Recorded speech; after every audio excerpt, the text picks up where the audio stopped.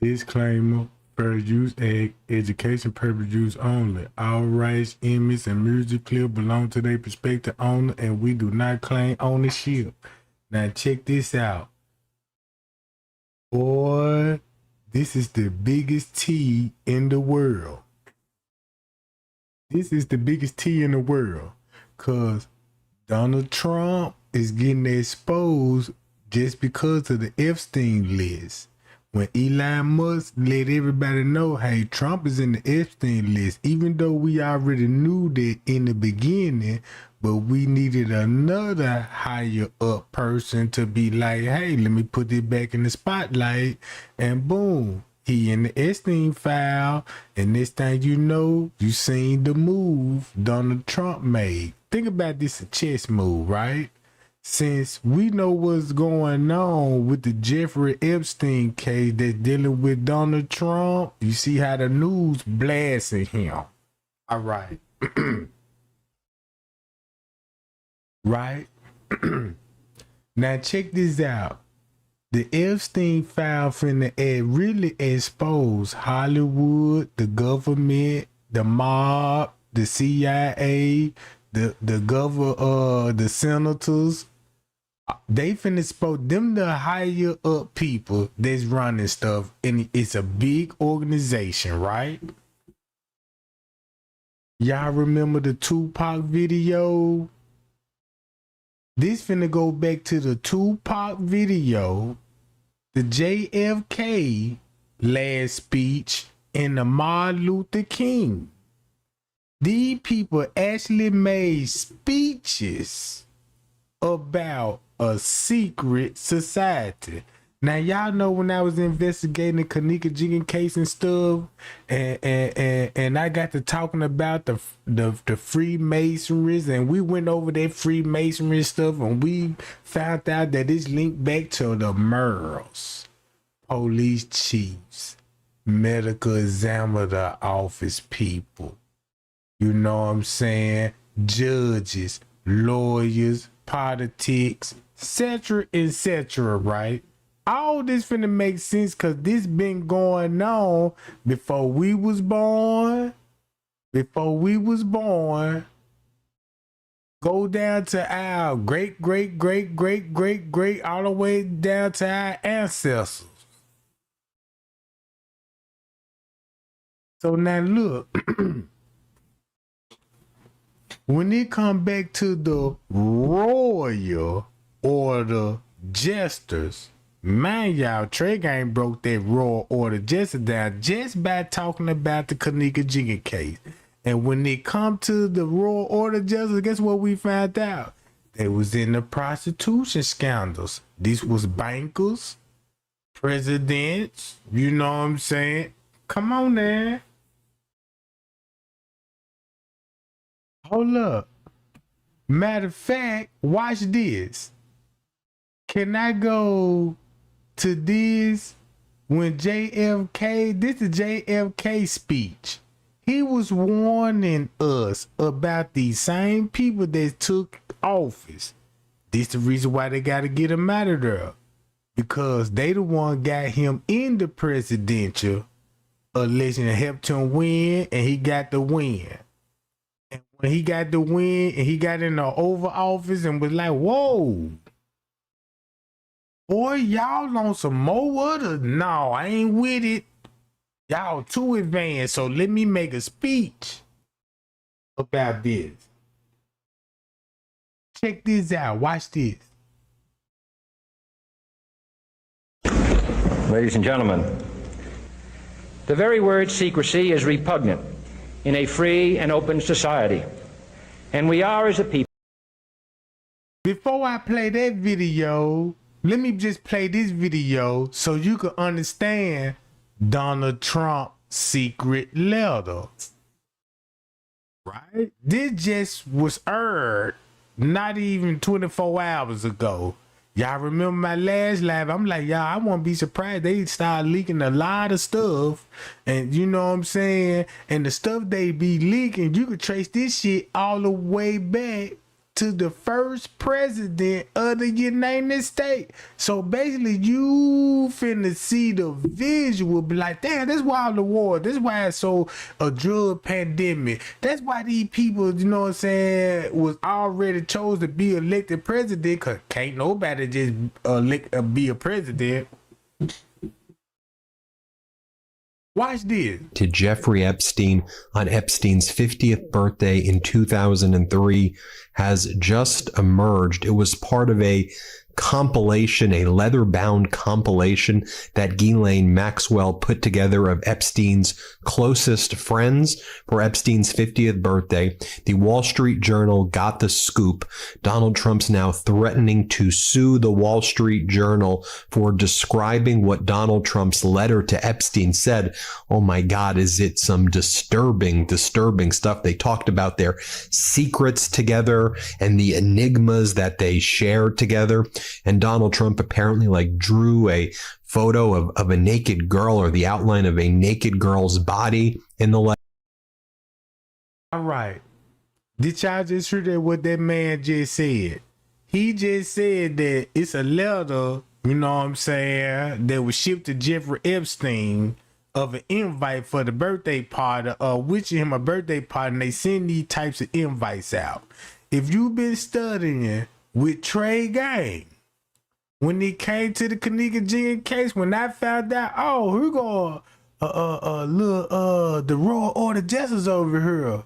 These people is known for this. Hold on, let me show y'all this right quick. Would this make sense? The Royal Order Jesters. Can I go to the video, the documentary? Oh, they're gonna make it hard for me to find it. Since we talking about secrets, here you go right here. Now look at the images on this video. Check this out. The following program is intended for mature audiences.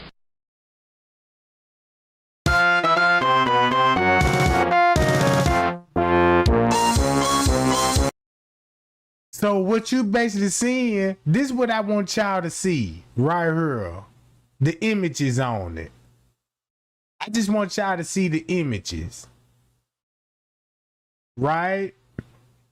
Now y'all see the images? Look at the images like this here. We got an invite tonight at the Jeffrey Epstein Island. So these would be like posters and advertising and human trafficking. These what type of girls we got tonight. Like a strip club, a Shay John. I'm finna kill this Freemasonry shit, bruh. This finna go all the way back to Martin Luther King. When JFK told everybody it's a secret society that's running this world. By me big on history, because I don't talk about history to y'all, you know what I'm saying? Because, you know, I do that on my personal time, you know what I'm saying? Because I like history. I'm infatuated with the Martin Luther King assassination, the JFK assassination, the Malcolm X assassination. And I'm like, man, these people were talking some real serious stuff at that time, and then they get assassinated. But the news would throw everybody in cahoots, be like, well, you know he got assassinated though, you know what I'm saying? But we just don't know who the hitter was. But because the news knew who the hitter was, because the hitters is related to the news. Everything finna get exposed. So when there was a secret letter about Donald Trump, right?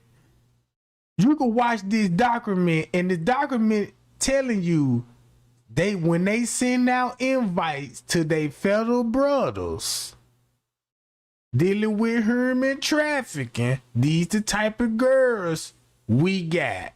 Check this out.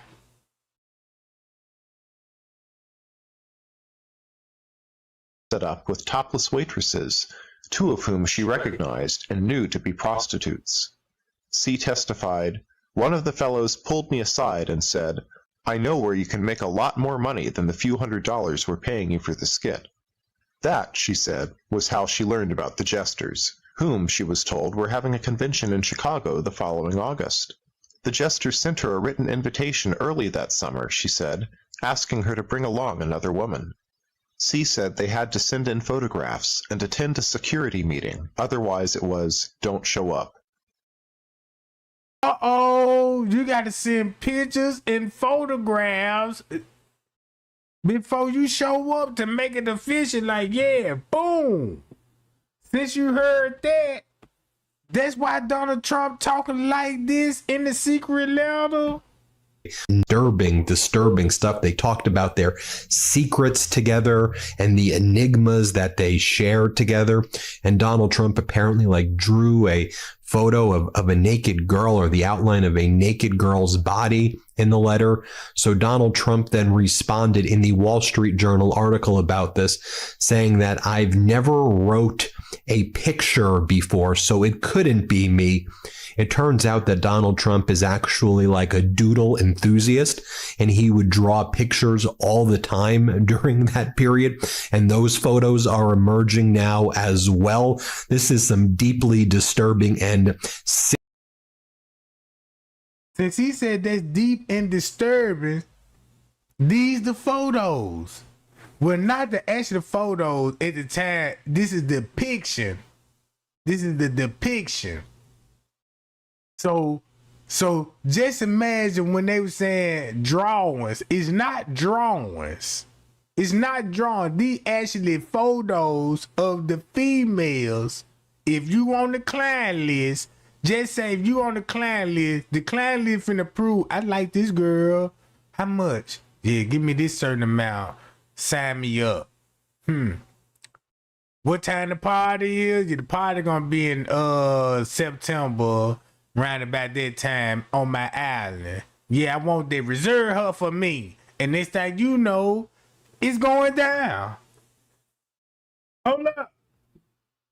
I need everybody to like this video right now. Cause we talking about secret society, Freemasonry. When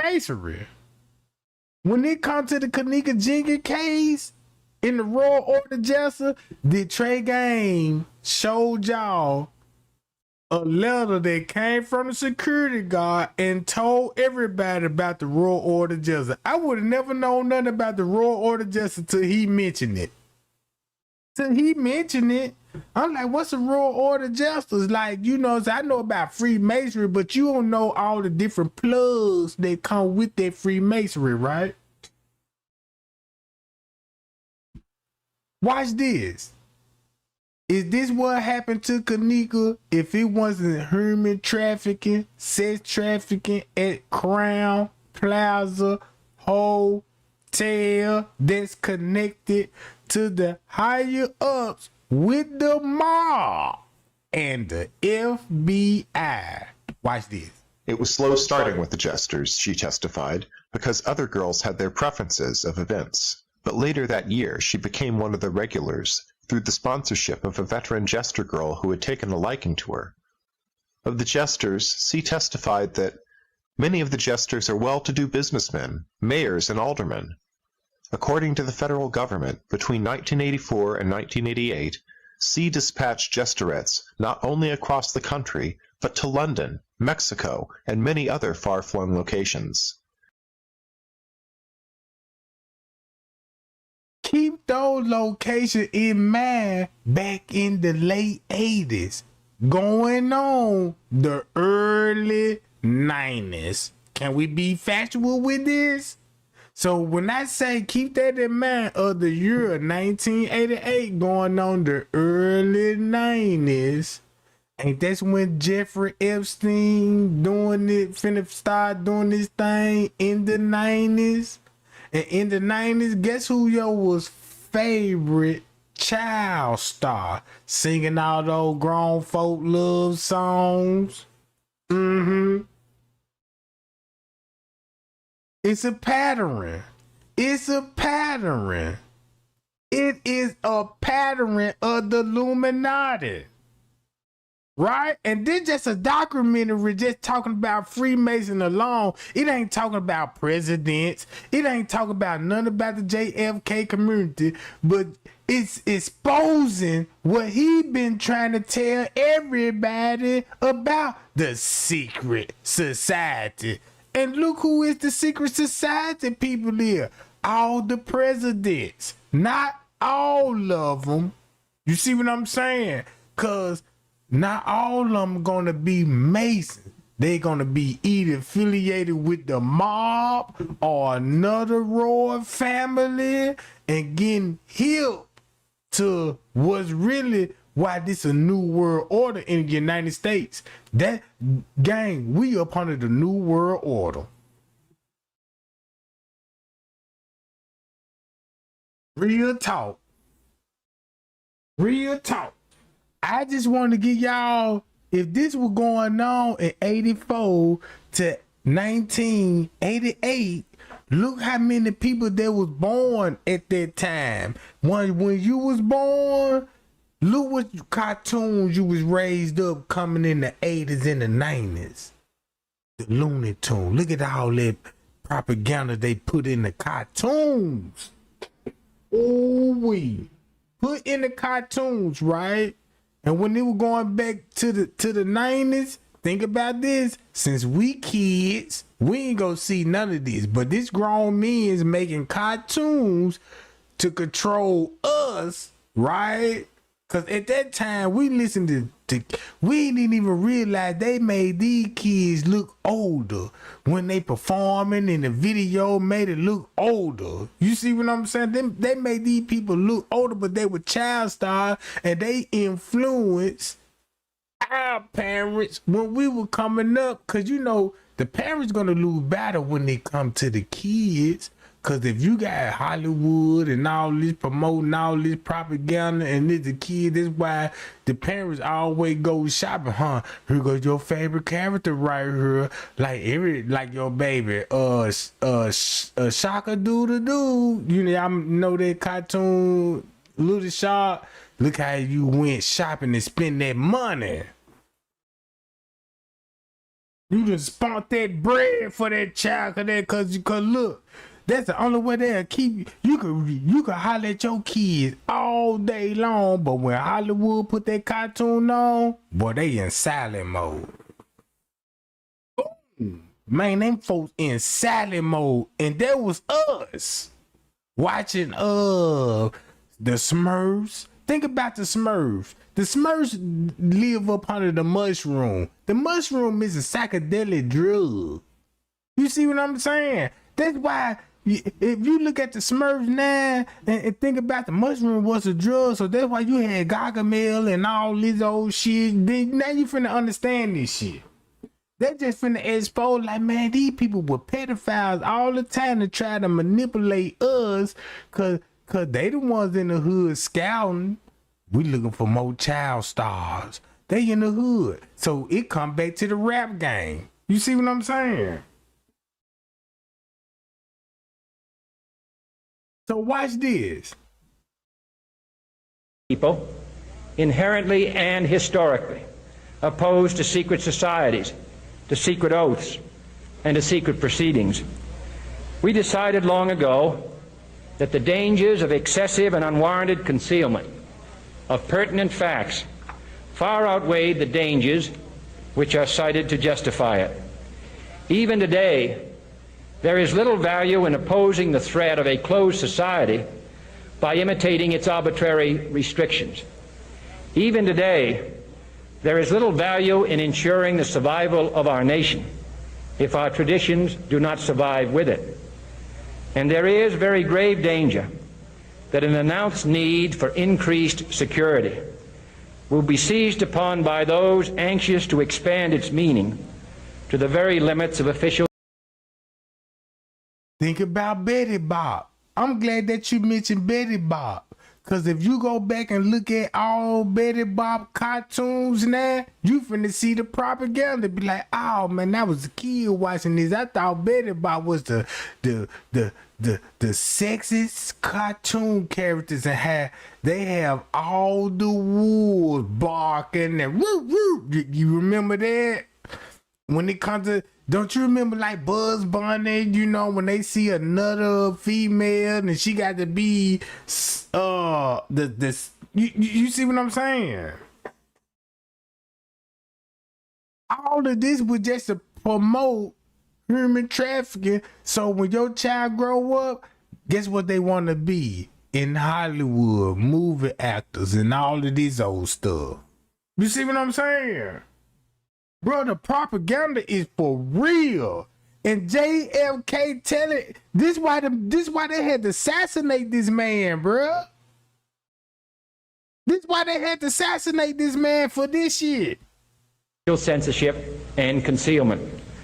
That I do not intend to permit to the extent that it's in my control.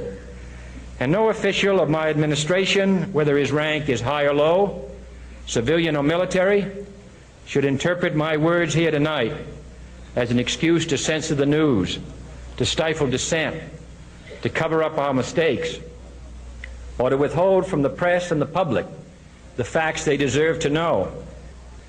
For we are opposed around the world by a monolithic and ruthless conspiracy that relies primarily on covert means for expanding its sphere of influence, on infiltration instead of invasion, on subversion instead of elections, on intimidation instead of free choice, on guerrillas by night instead of armies by day. It is a system which has conscripted vast human and material resources into the building of a tightly knit, highly efficient machine that combines military, diplomatic, intelligence, economic, scientific, and political operations. Y'all just heard that? That's the same thing that's going on today. He was exposing the New World Order like, look, this what the president agenda is. It's a secret society in the president that's been ran by the mob. So the whole time, check this out. When it comes to the founding fathers, it was whites, Freemasonry with the Italian mobs. That's why you got all the war, because they had to get the Indians out of here because the Indians ain't going for drugs. No. You ain't finna hear about no Indian blowing cocaine and doing all this, because they like, man, wait a minute. No, we don't do that. We don't do dope. You can't come in and entice me with no powder, no opioids, and all of this. We'll give you some weed though. Smoke the weed, the kush. If you're sick, you ain't got no appetite, blaze this kush right here. It gonna give you an appetite, and we gonna give you natural healing herbs and all of these old shit. Look, they groomed us. Check this out. This just to show you proof that they groomed us when we were kids. We was kids, was getting groomed. Remember the Mickey Mouse when you was, look, check this out. You know how the cold game is? When Mickey Mouse came on and you had Minnie Mouse. Keep this in mind when your parents, you know what I'm saying, when you was, you know what I'm saying, and you getting too hype. And soon when Mickey Mouse come on, Mickey Mouse on, and not all the kids going in the room because they know Mickey Mouse on. Guess what Mickey Mouse teaching everybody? Mickey Mouse got a girlfriend named Minnie. They gonna teach all the kids the first kiss. You see what I'm saying? That mentality there. So you like, damn, Mickey Mouse. And then since the parents don't watch this shit, because the parents doing something else in the household, right? So this how the TV, you know what I'm saying, grooming up like, damn, Mickey, you know what I'm saying? Ooh, look at Mickey. You know what I'm saying? Next thing you know, everybody wants a Mickey Mouse, you know, then the Minnie, you right? So now look, this how they was grooming through Hollywood, but look at the time frame. But look at the time frame with JF. Ain't this a time frame when your grandmama told you to cut that TV off?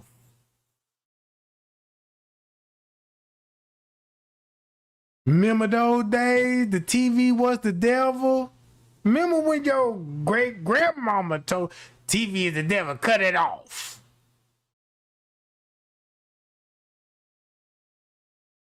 You see what I'm saying? And then look, think about in the 90s, when they go back to the Royal Order, just think about in the 90s, in the 80s too, going on in the 90s. Cause think about your parents were teenagers at that time, right? When they was having you, cause the average female was getting pregnant in their teens cause of the music. Think about all those the Temptations, the Melvin and the Blue Notes. You know, think about all those music from the 70s and all this. Think about all this when they had control of the propaganda and grooming the world.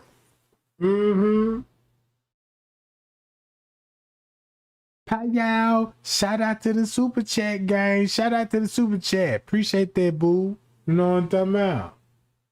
Just try to speak a little true. You know what I'm talking about? Cause think about this. The internet wasn't out yet, but the internet was public to the rich people. That's how, you know what I'm saying, they can yeah. Hold on. Watch this. Let's listen to him. Its preparations are concealed, not published. Its mistakes are buried, not headlined. Its dissenters are silenced, not praised. No expenditure is questioned, no rumor is printed, no secret is revealed. No president should fear public scrutiny of his program, for from that scrutiny comes understanding, and from that understanding comes support or opposition, and both are necessary. I am not asking your newspapers to support an administration, but I am asking your help in the tremendous task of informing and alerting the American people. For I have complete confidence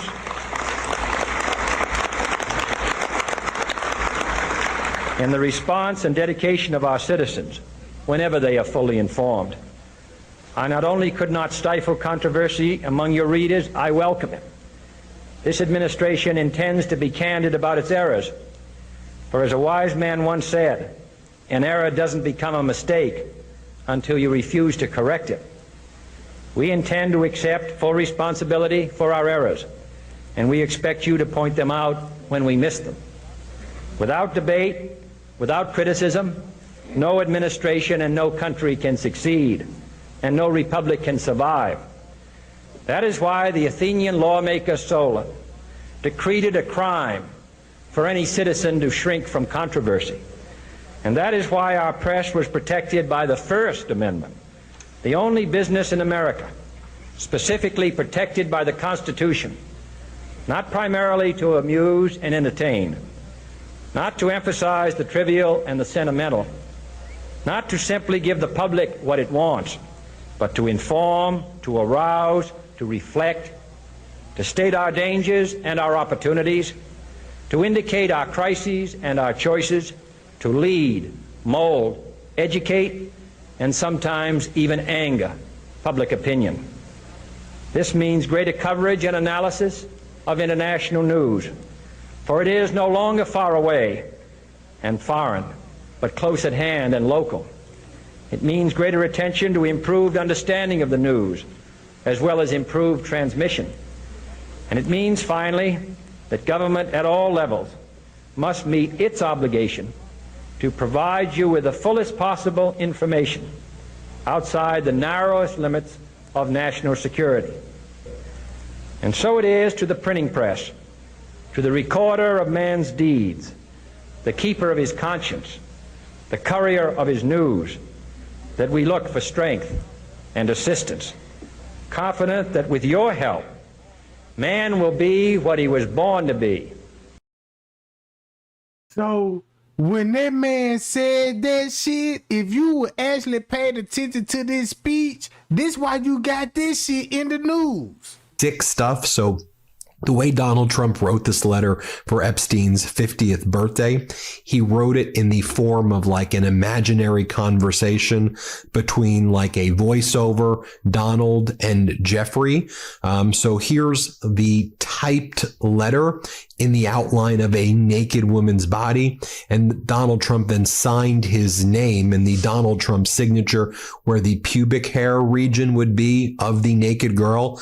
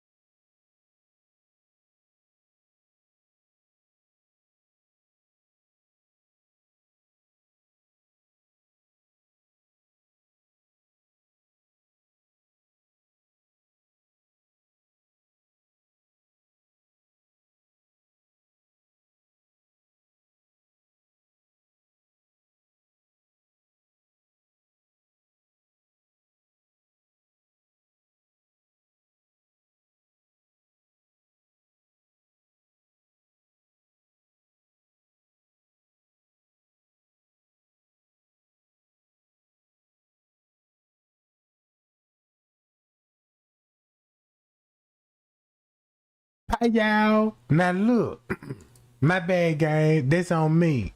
Now check this out. When he mentioned about Donald Trump with the new drawings, or when he mentioned the drawing, Donald Trump sending Jeffrey Epstein the birthday a new drawing and talking about happy birthday.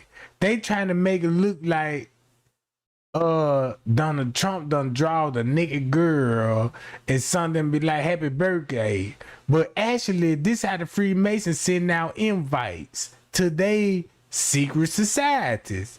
Hey man, we on the beach. We got some naked girl topless. We got blonde hair girls. You know what I'm saying? There's models. Man, look, sign your name on the client list so you can get in on this. They fell for it. Check this out.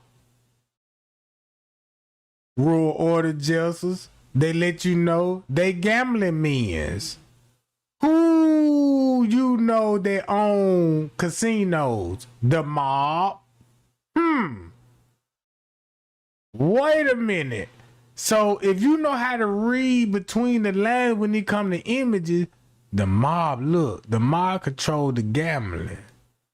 They like blonde hair, blue eyes women in the politics. They take them over to an island cause they drunkens. You know what I'm saying? They just old men with sexual fantasies. Hold on, watch this. That he draw.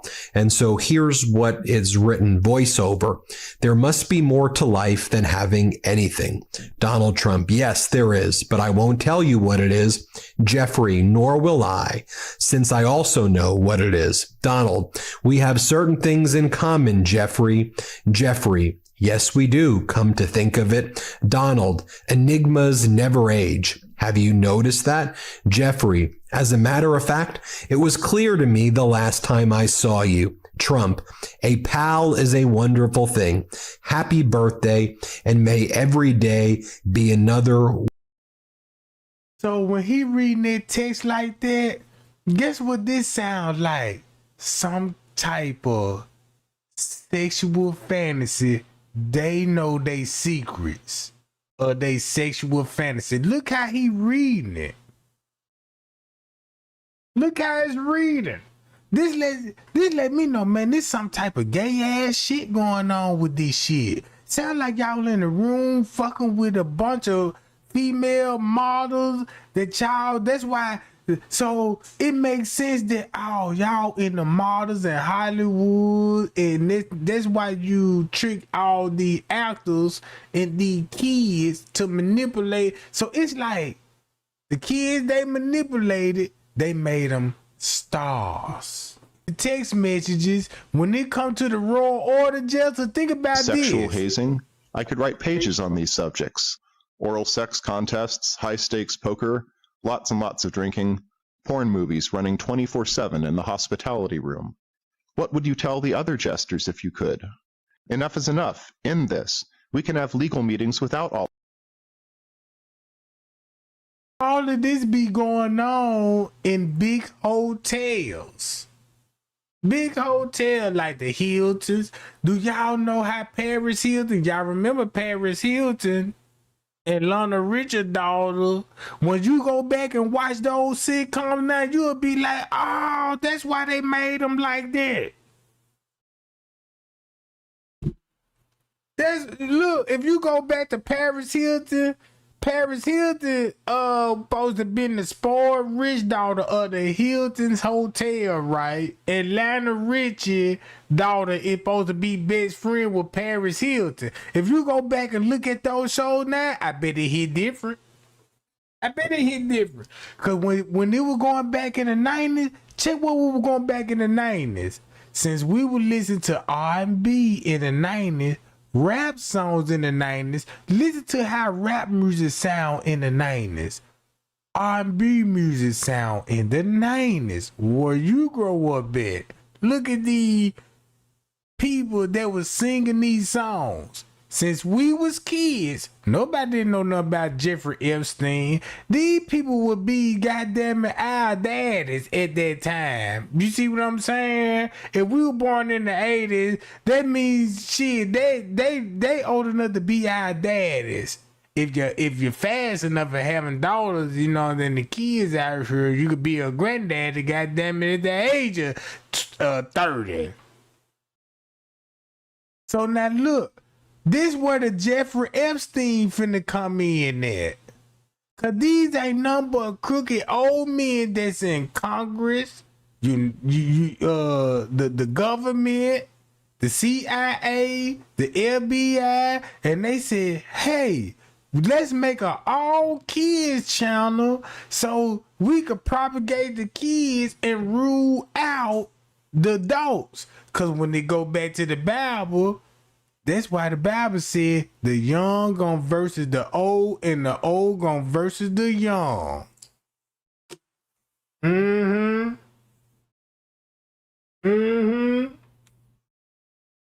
the Bible predicted all of this stuff. So check this out. The image that you see, look at the image that you see. You see a woman legs cocked wide open with its foots right there, symbolizing, yeah, this is where the G-spot at, right? Girl. But let's put an image and close that up. Cause guess what? If you look at this image, that look like he getting his booty ate. If his foot by the coochie, so he getting his booty ate. You know what I'm talking about? So you got a booty nibbler.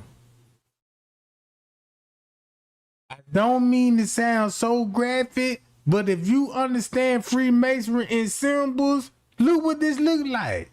You see what position she in. 9 times out of 10, a man gonna be on top of that junk, stroking. But this man visually sitting on her face, getting his booty ate. And think about this. With that image alone, that was in the 80s. Going on the 90s. Think about rap music start promoting eating the booty. Man, the news ain't finna talk about this shit, bro. Man, come on. Stop playing with this shit. This shit for real. Think about this. If you don't think the Illuminati real, when I investigated the Kanika Jean case, it blew my mind. I'm like, damn, how the Illuminati involved with this? How would the Illuminati you know what I'm saying, will influence the hood. Yeah, through TV. If they want to be rappers, they want to be actors, that's where they shout at. In the hood. In the hood. That's why you got all these rappers with Illuminati in their videos, pyramids and all of this old shit. And JFK warned everybody about this speech about the secret society. Look, about the secret society. There is little value in ensuring the survival of our nation if our traditions do not survive with it. And there is very grave danger that an announced need for increased security will be seized upon by those anxious to expand its meaning to the very limits of official censorship and concealment. That I do not intend to permit to the extent that it's in my control. Wonderful secret. Now, we knew at this time that Epstein was the leader of a massive sex trafficking ring when Donald Trump was sending this letter to Epstein. Deeply disturbing stuff. Let me go through some of this Wall Street Journal article with you, and then I'm going to share with you Donald Trump's post where he says he will be suing the Wall Street Journal, Rupert Murdoch, and others involved in the article. The article is called Epstein's Friends Sent Him Bawdy Letters for a 50th birthday album. One was from Donald Trump. It was Epstein's 50th birthday, and Ghislaine Maxwell was preparing a special gift to mark the occasion. She turned to Epstein's family and friends. One of them was Donald Trump. Maxwell collected letters from Trump and dozens of Epstein's other associates for a 2003 birthday album, according to documents reviewed by the Journal. Pages from the leather-bound album assembled before Epstein was first arrested in 2006 are among the documents examined by the Justice Department officials who investigated Epstein and Maxwell years ago, according to people who have reviewed the pages. It's unclear if any of the pages are part of the Trump administration's recent review. The president's past relationship with Epstein comes at the sensitive moment, and I'm going to say this now, where Donald Trump is covering up the Epstein files and the Epstein list. The letter bearing Trump's name, which was reviewed by the Journal, is bawdy. Like others in the album, it contains several lines of typewritten text framed by the outline of a naked woman, which appears to be hand-drawn with a heavy marker. A pair of small arcs denotes the woman's breasts, and the future president's signature is a squiggly Donald below her waist, mimicking pubic hair. The letter concludes, "Happy birthday, and may every day be another wonderful secret." In an interview with the Journal on Tuesday evening, Trump denied writing the letter or drawing the picture. "This is not me. This is a fake thing. It's a fake Wall Street Journal story," he said. "I never wrote a picture in my life. I don't draw pictures of women," he said. "It's not my language. It's not my words." He told the Journal he was preparing to file a lawsuit if it published an article. "I'm going to sue the Wall Street Journal just like I sued everybody else," Donald Trump told the Wall Street Journal. Let me just show you some of the images of Donald Trump's that he's doodled before. Again, he's like.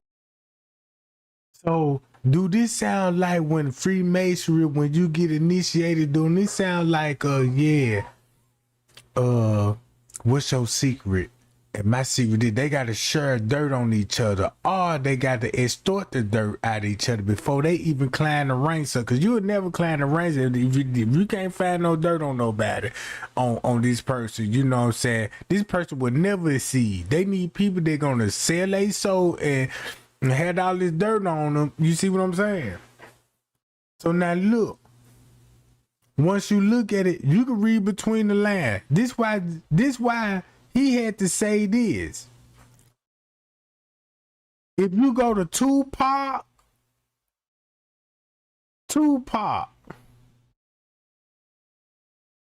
Hold on, y'all.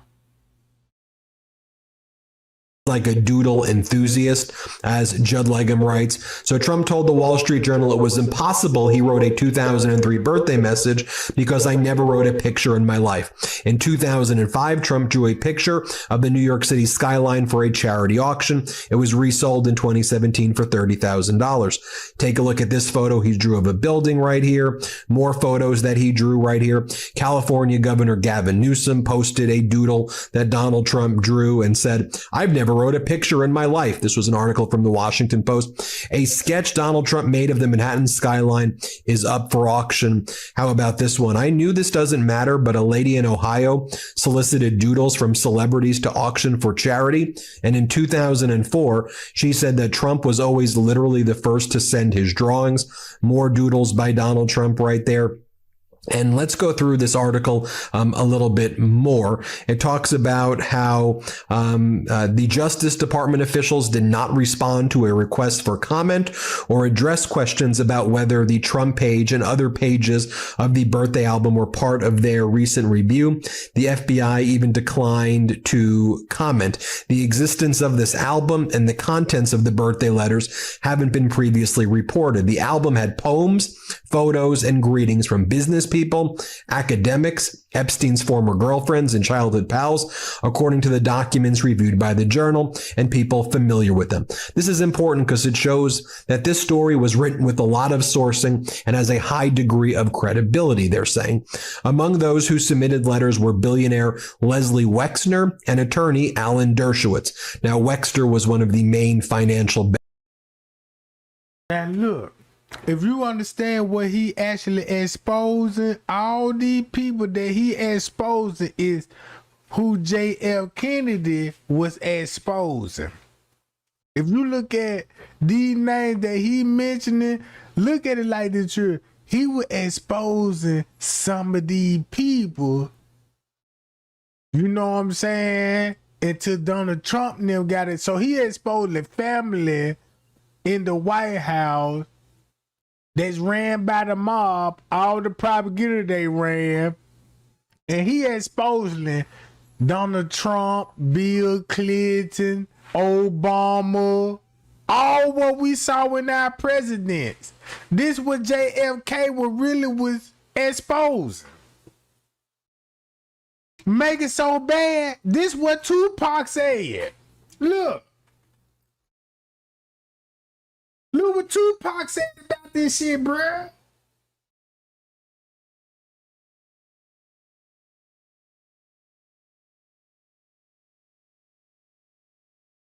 Hold on, what my shit is? Right here. Listen to this whole interview. Everybody in this rap world already talking about his money. Check this out. Check this out. Then they cover up the Tupac murder, right?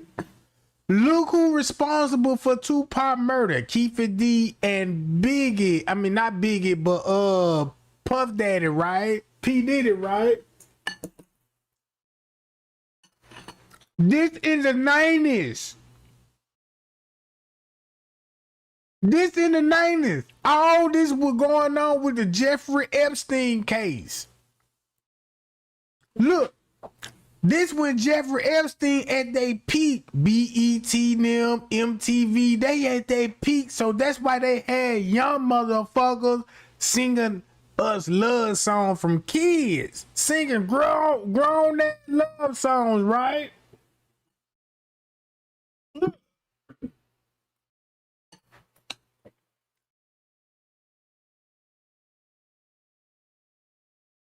So when we were kids, look what Jeffrey Epstein had going on with Donald Trump. With Donald Trump. Think about Tupac got hit in the 96. 96.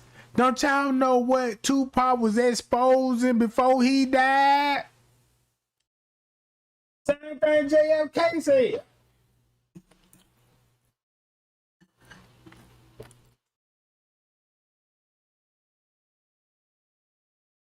Look. You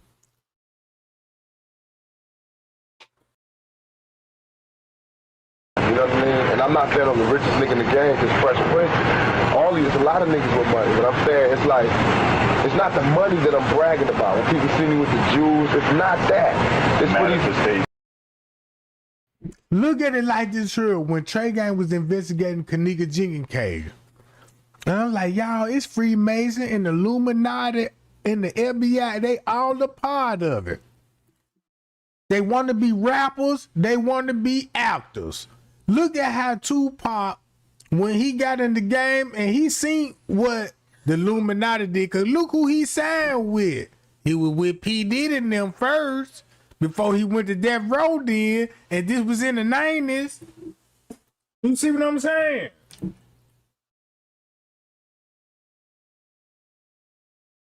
The man died. So I was like, oh, that's why they had to get rid of Tupac. Because guess who they knew who Tupac family tree was? The same people that were going against the government, exposing. These the only people that can expose. Look, the government trying to make us look like, because we reunited and trying to tell the black people the truth, they make us look like a hate crime. Cause we telling the people that the government don't trust the government, they doing all of this old shit.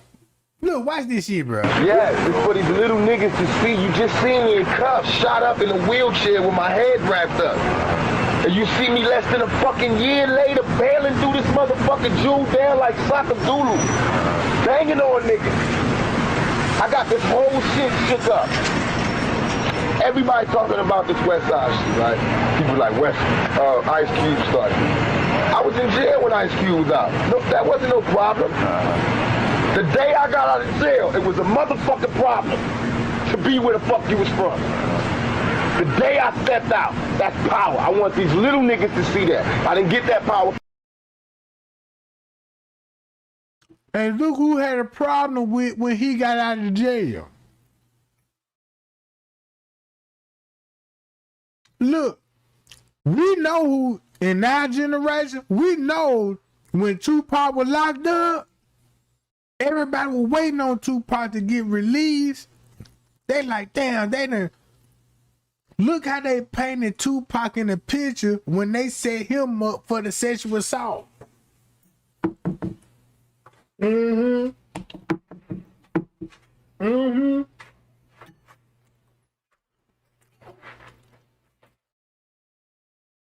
When Suge Knight say, hey, sign your contract on the napkin, you know what I'm talking about, and we're gonna make your bond. So when he went to the West Coast, right, he signed with Death Row. But look what Tupac was learning in jail. He's gonna explain everything when you get to this time frame right here. And this is finna expose Donald Trump and all that. Watch this shit, guys. Guns, because there's no guns in jail. I got that power from books and from thinking and by strategizing. That's what I want little niggas to see. And that just for a year, niggas think, you know, you've been in the game so long, but it took all that shit didn't matter because the rape, it veto all that. As soon as they charge you rape, even if you ain't do it veto your career. I started from scratch with Death Row, a new company. I was independent when I was Tupac. Me Against the World, I just bought my old managers out. I had it all now. I re-signed to be a part of this for my own, for this to make my own shit bigger. And now I got Machiavelli Records. So Machiavelli is the first artist on that, and then One Nation is the second artist on that, and then I'm signing Greg Nice and Smooth to either me or Quest. I got another group at Quest, Ghetto Stars, that's like an offshoot of the Outlaws. You know what I mean? I got New Jersey as part of the West Side now. You know what I mean? We just like war. We put our flag in Jersey. We ain't taking over Jersey. It's still East Coast. But it's just the West Side. There's now a West Side to New Jersey. Because West Side is not part of the map. I'm not no dumbass motherfucking, I don't bang for the color or the land. I bang for the principles and for the honor. Now keep this in mind. Y'all know when he left, he did it them, because he accused P. Diddy them And Biggie shoot him 5 times. He went to the West Coast. When he went to the West Coast, and that's when he exposed the Illuminati, talking about how these niggas gay.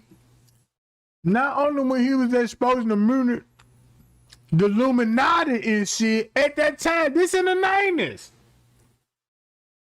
That's when I first heard the terms Illuminati. I ain't never heard Illuminati before till Tupac said that in the 90s.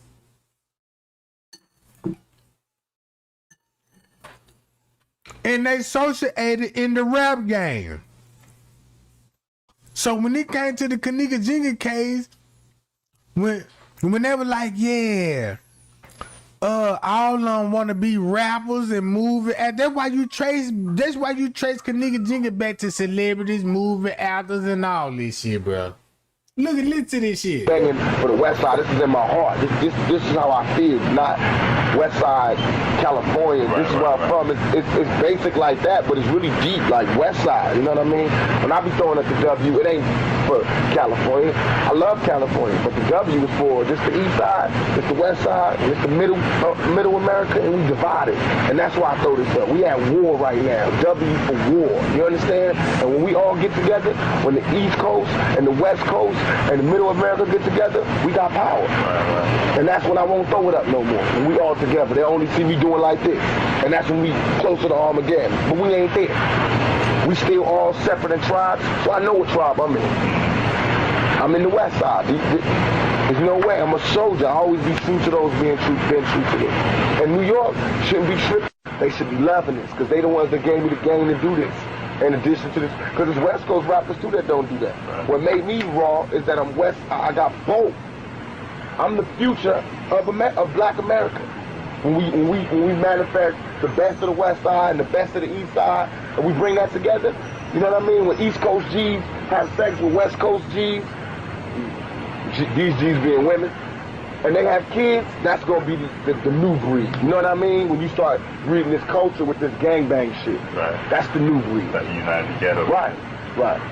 To get out. But right now, already had famous records hit.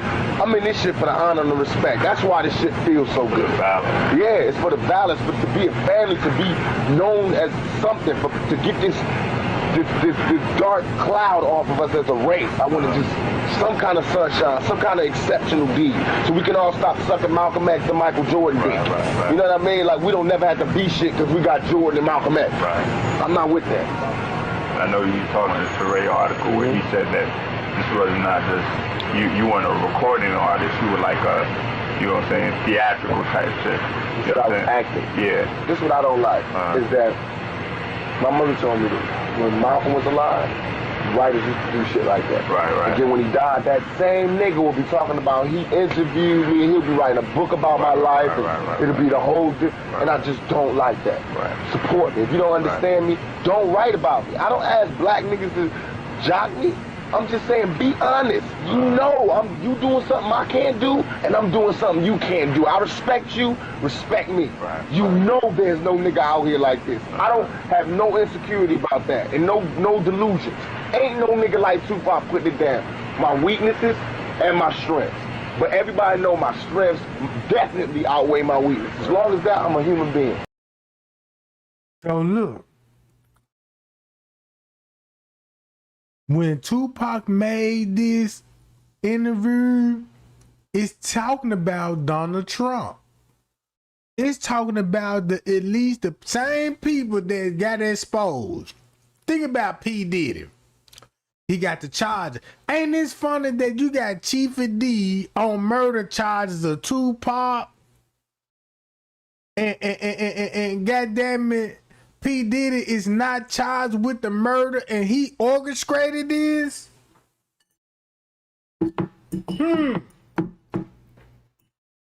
Now you see how the Illuminati work. Look who's standing on the next to him. Snoop Dogg. That helped orchestrated this man murder, bruh. Look, check this out. Man, what you said, Florida native? Tupac understood the politics power. Check this out. Since you said that, when it get right up in this time frame right here, he finna predict all of this what's going on in the Trump administration. Why this? Like everybody else. And if I meet somebody perfect, then they can train me. And they can help me be perfect. But ain't nobody out there perfect. So we'll all just get along with each other. That's how I feel. You know what I mean? I felt like that was wrong for him to do that because that's like I always was raised like there's certain times when you don't fuck with a nigga. When he's down, you don't kick a nigga. That's what I thought. You know what I mean? And all this really taught me about like this black people thing. I'm black, I believe in my people, but I believe in my people as it relates to my tribe. I don't believe in us overall, just imaginary niggas. Black people attack me. I mean, not all black people. That's why it's not a general thing. Like I don't like black people no more. It's not that. I love black people. I love my people. I am black. But I'm saying I don't look at it as general. Right. Now I'm not racist anymore. I kill myself for racism. Right. You know what I mean? Somebody be mad. Like I went somewhere, somebody seen with a white girl. Since we talking about racism, think about what Donald Trump got going on with ISIS. Thumb me up. We see Donald Trump is deporting immigrants that don't got no criminal charges or none of that, right? Listen what Tupac said a long time ago and said what we needed. He said this is what we needed before they take power. Can't believe it, but it's not to me. It's like I'm a totally new human being. Before I was like that, and I was bitter, and that's why I was so evil towards black sisters when I went to jail, because I felt like I didn't sleep, I didn't fuck with them bitches to be there for y'all, and y'all put me in jail. All right, well, cool, but now I was wrong to have that kind of thought, because all black women don't owe me shit, and I don't owe them shit. You know what I mean? But to represent, you know what I mean? But to be me, you know what I mean? Procreate, have better seeds, make a better nation. I never trust the TV to get my point across. And I feel like we need our confidence, self-esteem. And that's what I got now. My confidence and my self-esteem. People might be like, this nigga conceited or whatever, but I feel like I shine. And I don't give a fuck how much white people, the media, niggas, black people, player haters, police, whoever, try to darken my shine, I'm gonna always shine through. They can lie by my words, they always gonna ring true. You know what I mean? And guess how he finna predict it? Everything what you just heard. Ain't this what we see in Donald Trump presidential era? I mean, because it's my essence. It's in my essence. And that's what's going to always come through. And I feel like that's true about him. Like now people be like, he's blasphemy. He's saying black Jesus as blasphemy. Or he's acting like he's elitist. He's like the Muslims. He's like a 5%er. It's nothing like that. It's only to get out. I feel like our future is our confidence and self-esteem. All this rape and gangbanging and killing and 30 niggas fucking one girl that all come from a low self-esteem and no confidence. As soon as we get our confidence, because I don't think like that. I don't think, let me fuck 30 bitches. I don't even think like I want to be in a room when other niggas is fucking a bitch now. I don't think like that no more. Do that make sense now? Think about P. Diddy, Jeffrey Epstein, and think about when everybody was groomed in the 80s, going on in the 90s, starting out with the parents. Watch this.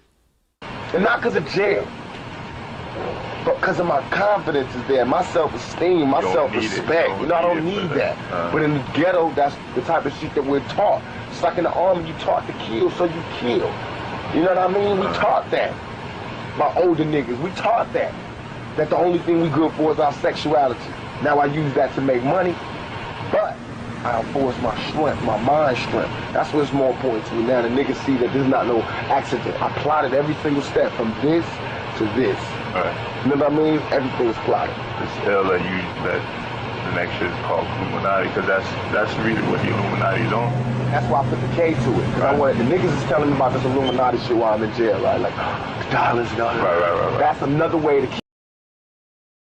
Why is it what Tupac said in the 90s? When he got to talking like this, the man dead, right? Now think about when it comes to the the Kanika Jiggy case. Then the Illuminati name came up with the Freemasonry. If you listen closely to what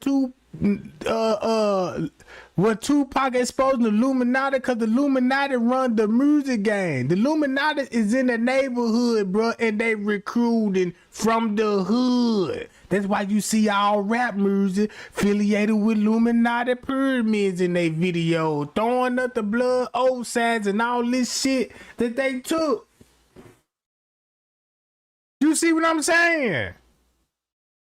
So to make a long story short, remind y'all what I said, watch how this finna get interesting in this time frame right here in the video. And watch how it's finna predict the Donald Trump shit. Keep your self-esteem low. That's another way to keep you unconfident. Right. And I'm putting the K because I'm killing that Illuminati shit.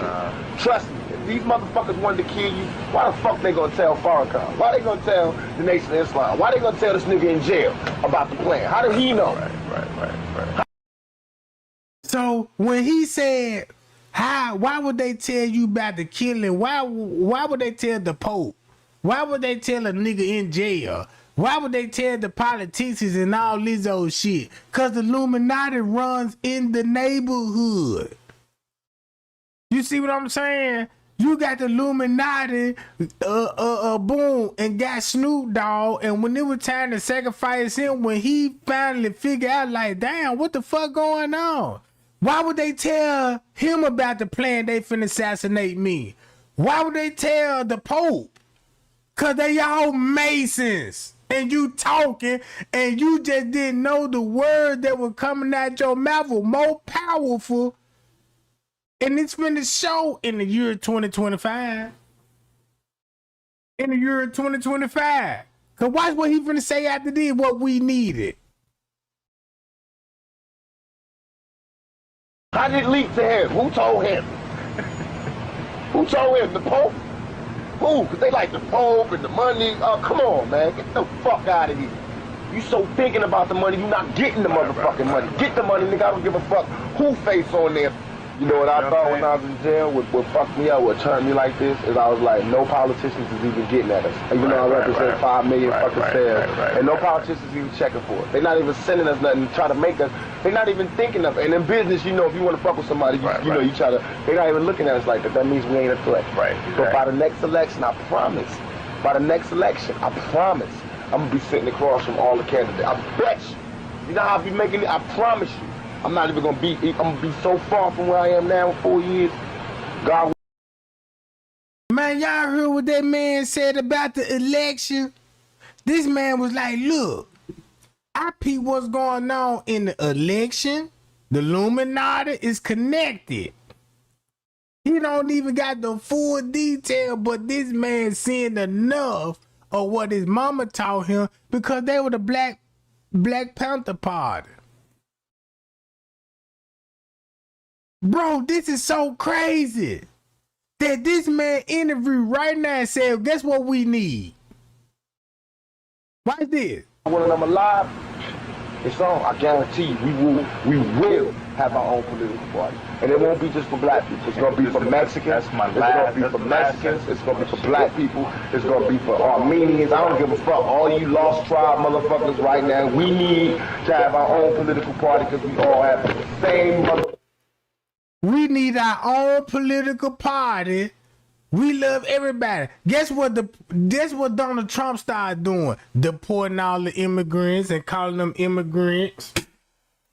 And then look, ain't it strange that he said we need our own political party to stop this deporting shit? Look what Donald Trump in office doing. ICE is on the move.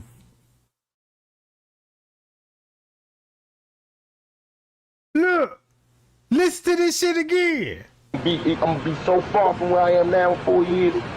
God willing, I'm alive.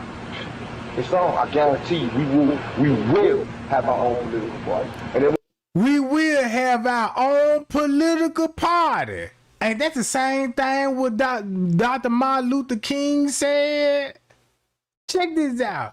If you go back to this shit. Benefactors of Epstein. The album also contained a letter from a now deceased Harvard economist, one of Epstein's report cards from Mark Twain Junior High School in Brooklyn, and a note from a former assistant that included something with Epstein's name. Jeffrey, oh Jeffrey, everyone loves you. Fun in the sun, fun in the sun. Epstein was Wexner's money manager at the time. The longtime leader of Victoria's Secret wrote a short message that said, "I wanted to get you what you want, so here it is." After the text was a line drawing of what appeared to be a woman's breasts. Wexner declined to comment. Dershowitz's letter included a mock-up of Vanity Unfair magazine cover with mock headlines such as "Who was Jack the Ripper? Was it Jeffrey Epstein?" He joked that he had convinced the magazine to change the focus of an article from Epstein to Bill Clinton. Dershowitz, who represented Epstein after Watch how this finna make sense. Ronald Reagan. Ourselves if we still know the freedoms that were intended for us. Positive. Watch this. But I have an uncomfortable feeling that this prosperity isn't something on which we can base our hopes for the future. The key point I'm making right now is that the economy is moving in a positive direction. And yet our government continues to spend $17 million a day more than the government takes in. So now look, when you think about Obama, right, and that's when we had a recession, when Obama was in office, right, was a recession then?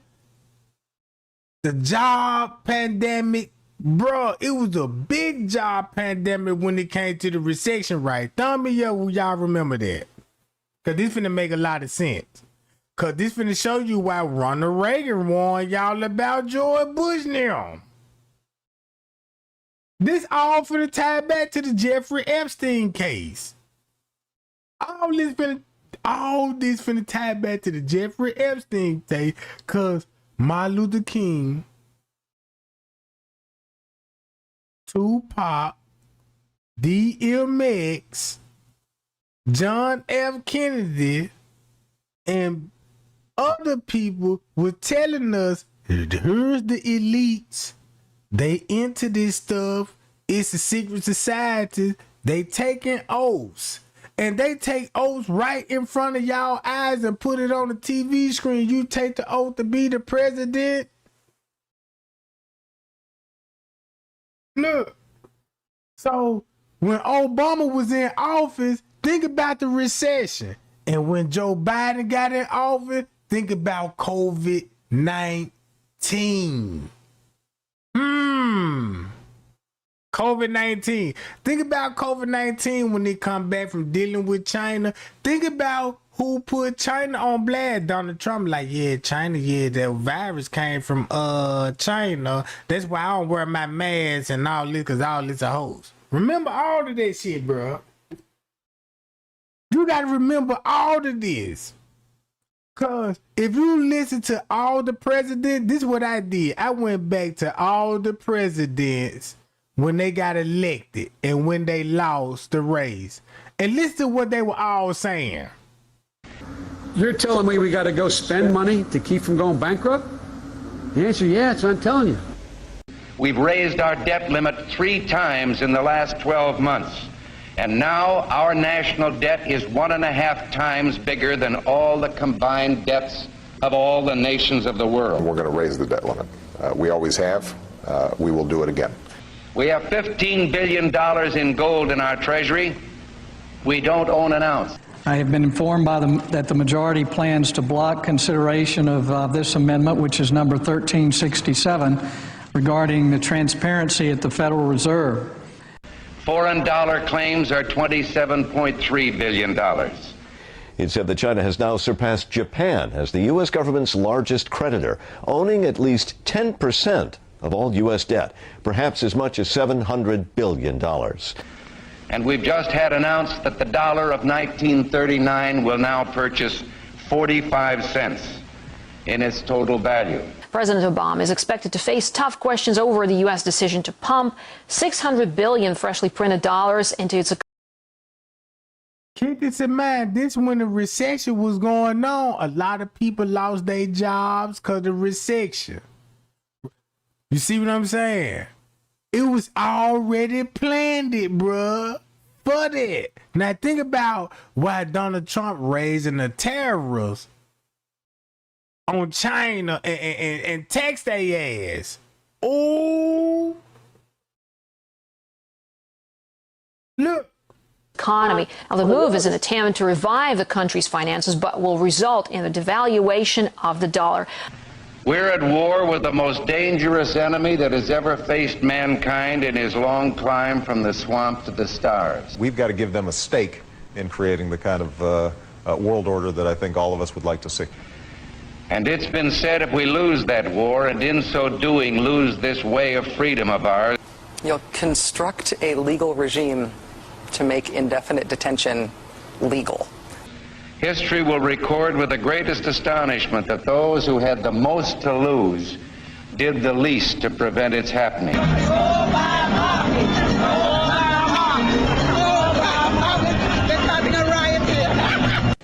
Well, I think it's time we ask ourselves if we still know the freedoms that were intended for us by the founding fathers. For some. So when he mentioned the founding fathers, you're going to trace back to who? The Clinton administration. Check this out. Now you finna understand why Joe Biden, if you look at Joe Biden and Obama, bro, this is crazy.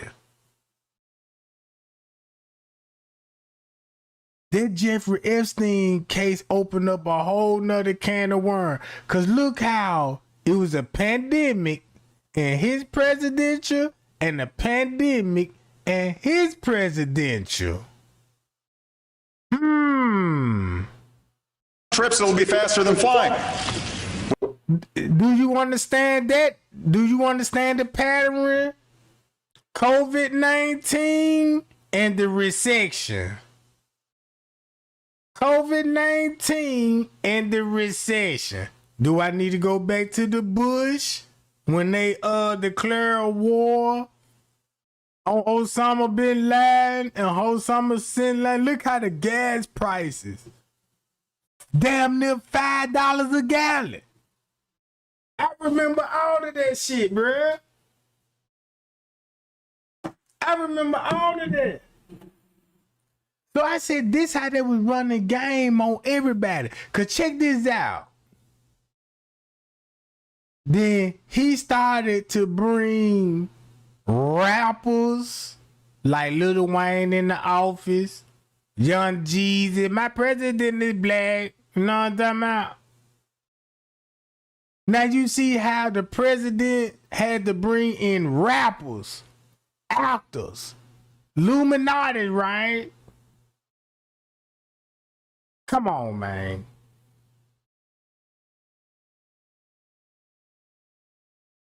Come on, man.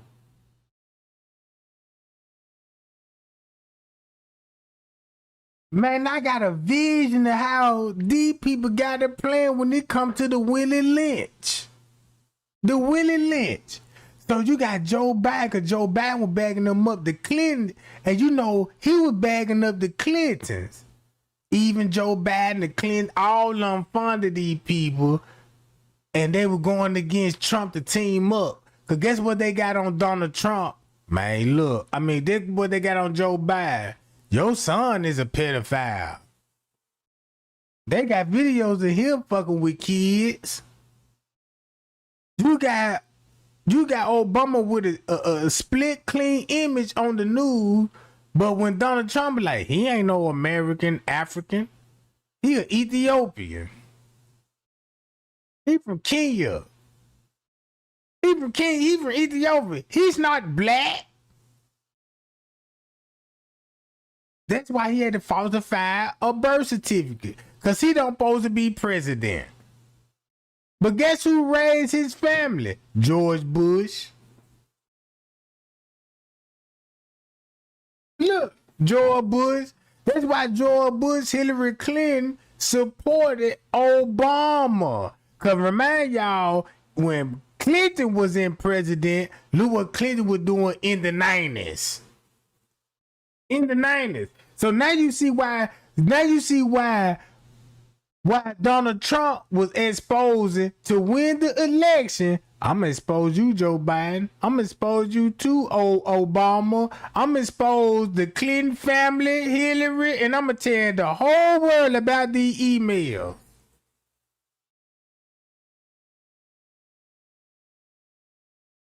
You see what I'm saying? So all these were crooks in the White House. If you look at all the wars when he was in office, look who he killed, assassinated leaders over in foreign lands. Go look at that. Go look at why Donald Trump said, hey, you know, Joe Biden was assassinated in the year 2020. So he even made it. Donald Trump told everybody, hey, Joe Biden was assassinated. That's why Kamala Harris, they had to fake that Joe was ill, right? Joe was ill and his health deteriorated, but the truth was he got assassinated and they had a body double, and that's why they had Kamala Harris to do all the work.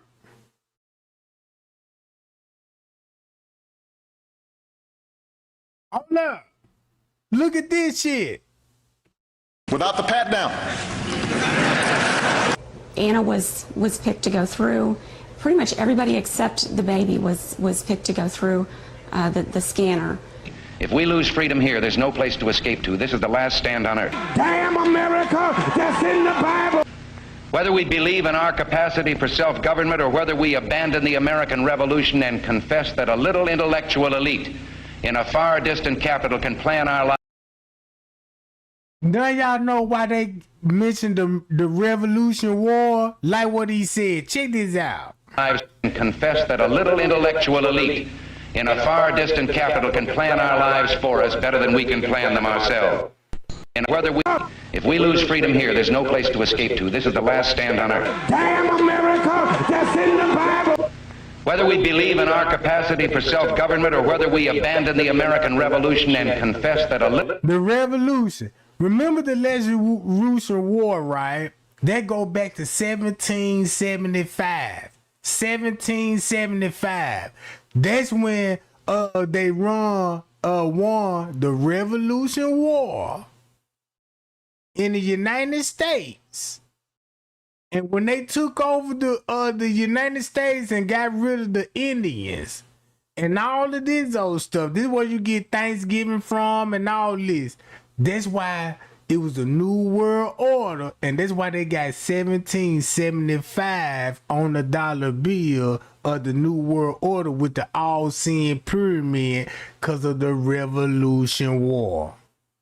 But that's when the Revolution War happened in 1779 when they won the Revolution War, bruh. And they printed it on the dollar bill.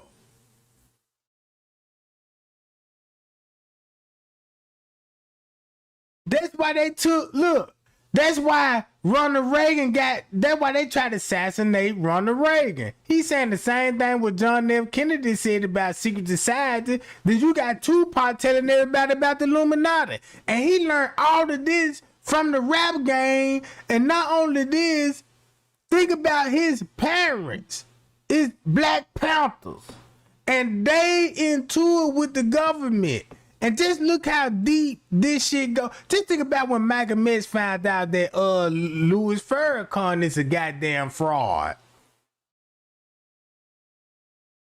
Think about it when this shit was going on. One Louis Farrakhan tried to make Muslim look like it was just an all black thing, like that's God religion. When it comes to the Muslim and the white man is blue-eyed devils and all of this old shit. Remember that? Think about what, if you dig a little more research, think about why Malcolm X called them blue-eyed and blunt-eyed devils. Because of the UFO crashing. That's why the government covering up UFO crashing. That's why in the same time, you got JF Kennedy telling everybody about the man on the moon. The man on the moon and shit, right?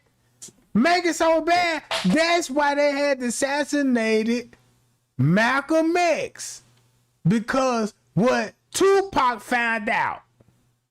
Tupac telling everybody what he found out, and this shit go back to the music game.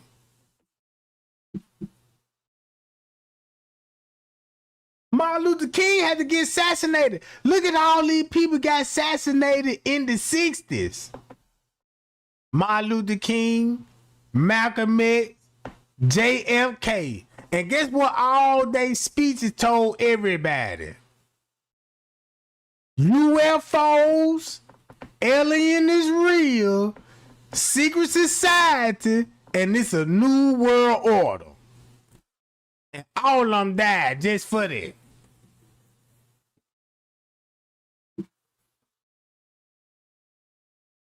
Look. Little intellectual elite in a far distant capital can plan our lives for us better than we can plan them ourselves. I've got a core set of values that I think have to be advanced, and that my individual salvation depends on our collective salvation. You and I are told increasingly we have to choose between a left or right. Well, I'd like to suggest there is no such thing as a left or right. There's only an up or down. We had an election, and it was about a direction for our country. And regardless of their sincerity, their humanitarian motives, those who would trade our freedom for security have embarked on this downward course. In this vote harvesting time, they use terms like the Great Society, or as we were told a few days ago by the President, we must accept a greater government activity in the affairs of the people. E pluribus unum, out of many, one. In the end, that's what this election is about. Well, the trouble with our liberal friends is not that they're ignorant. It's just that they know so much that isn't so. Over the course of 10 years, it would cost what it would cost us.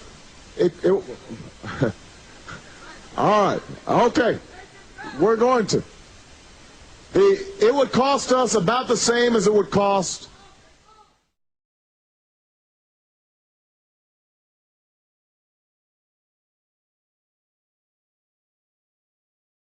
The cause that would bequeath to the world the seeds of Leninism, Stalinism, revolution, and the Cold War. If only this capitalistic New York newspaper had...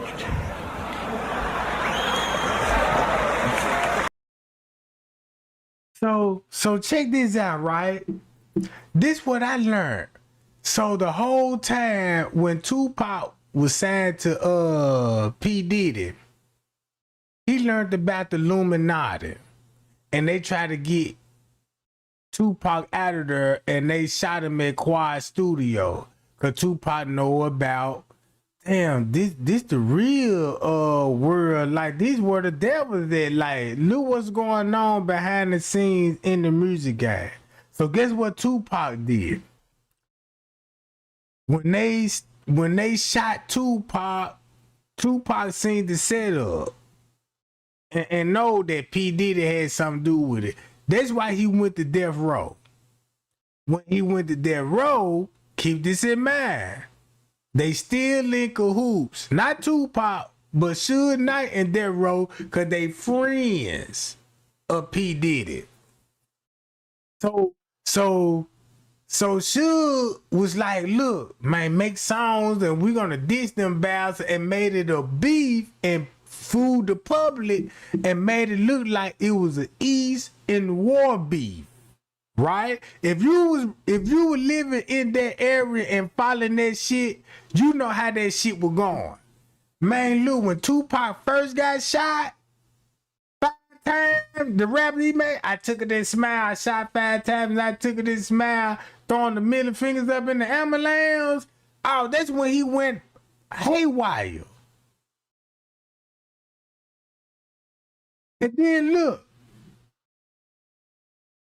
he started talking about Junior Mafia, Nas and them, everybody. He called everybody on the East Coast they faggots, acting like gangsters. They ain't really gangsters. They gay. And went over there and made hits with Suge Knight, hit them up. And next thing you know, He made a song about the Illuminati and went on MTV because they gave Tupac an interview and told, and he was like, yeah, the Illuminati. That's when I first heard of the Illuminati. And he mentioned Donald Trump. It's all in the MTV documentary. He was like, my Donald Trump got big ass mansions. And you the only one living in those mansions. Why you need so many rooms in your mansion? These homeless people out here on the street. And if you think about what the Jeffrey Epstein going on, you see why those rooms, they really ain't empty. They got them preserved. They preserved. Tupac was exposing P. Diddy in the 90s. In the middle when P. Diddy went in the high rise of getting his ranks.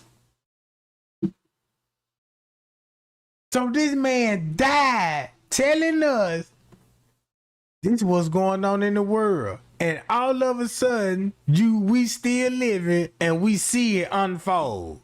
That's why President Kennedy had to die. He mentioned it about the mob. Look, they try to connect him to the Marilyn Monroe scandals. He found out the mob was running the White House. That's why you got drug dealers. When President Kennedy, look who was the kingpin of drug dealers. When Hollywood give you a documentary, when President Kennedy was in office. That's gonna make a lot of sense. That means if you know where the drugs come from, then you know the mob's coming in. That's why you would be like, oh, that's why they gave us documented like, yeah, he done met the plug, and he was like, look, take these keys of dope and just bring me this little money back. You see what I'm saying? These people done brainwashed us so bad that when the truth in your face, you won't even recognize it. Cause they finna hit you with plenty of documentaries. Just say like, the news ain't finna talk about this T-Hero.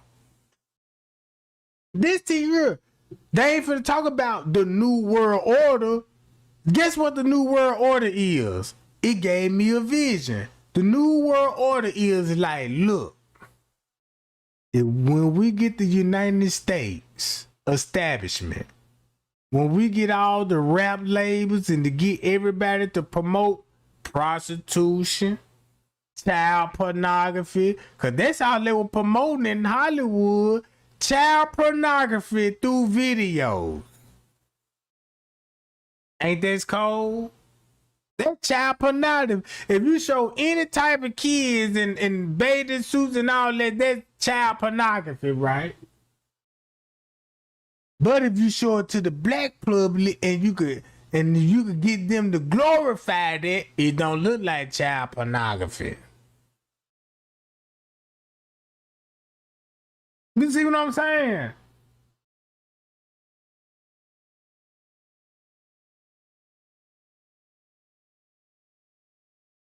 Look.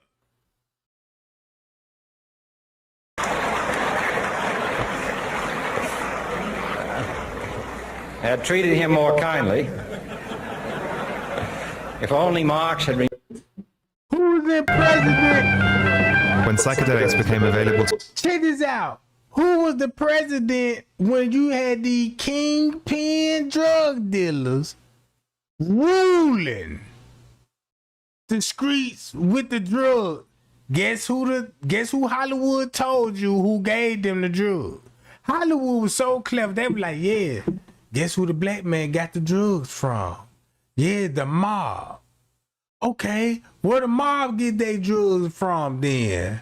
Well, you know they came from this type of in Italy, right?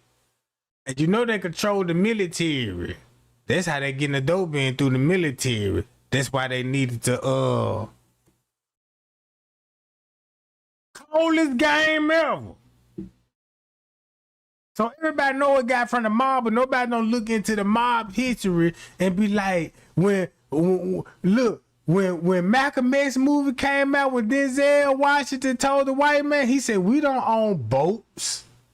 We don't own planes. Look who own boats and planes.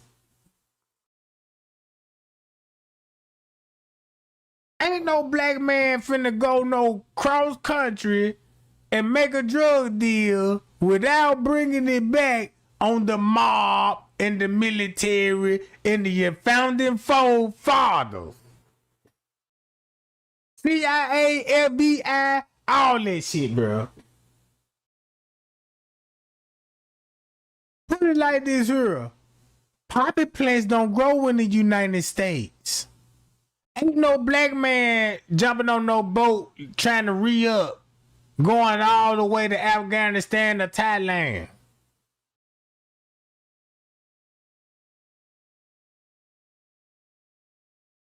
That's why Hollywood will come out and glorify the mob movies. When the mob movie, look, when they show mob movie, they're like, man, I want to be like the mob. Look how they breaking bricks down, getting real money. These people got restaurant business, construction business, and all of this. But when it comes to the black man, he got to run for the police and he up on the investigation. That's crazy to me, bro. This is the new world order. Because when I looked into Donald Trump, it connected him back to the mob. When I looked at all the presidents, I said, oh, I see why Hillary Clinton married Bill Clinton. Because y'all know back in those days, your child just can't just be going outside and meeting other guys. If you was a rich family, you know what I'm saying, and you got another rich family down the street, marry the Johnson family. He's going to be a good guy because you know what I'm talking about. They arrange these marriages. Check this out. The game's so cold, when you think about the Titanic, this is what they ain't going to tell y'all. Only rich people had money that was coming on the Titanic. The mob, the white European, and the Africans, and the Iranians.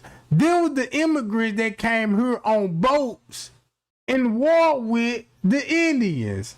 In war with the Indians. And guess what they settled it in New York? That's why you got all the higher ups basically from New York, Brooklyn. If you look where the Italians set in there, New York, Chicago, all this shit.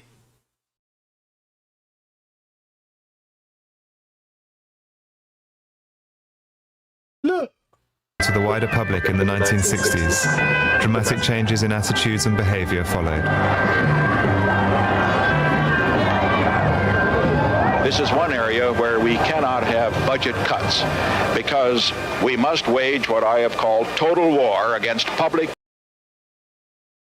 And think about Pizzagate. When it comes to Nixon was in the office. Look what was going on with the Pizzagate, the Richard Nixon scandal. How the CIA exposed him because of his dirty secrets, but the CIA was involved, whatever he was involved in.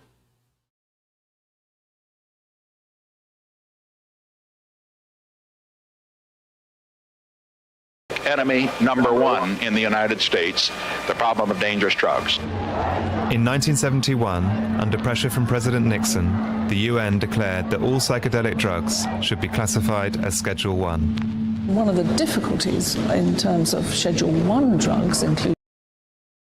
So look, that's how the mob was supplying the dope to the black community.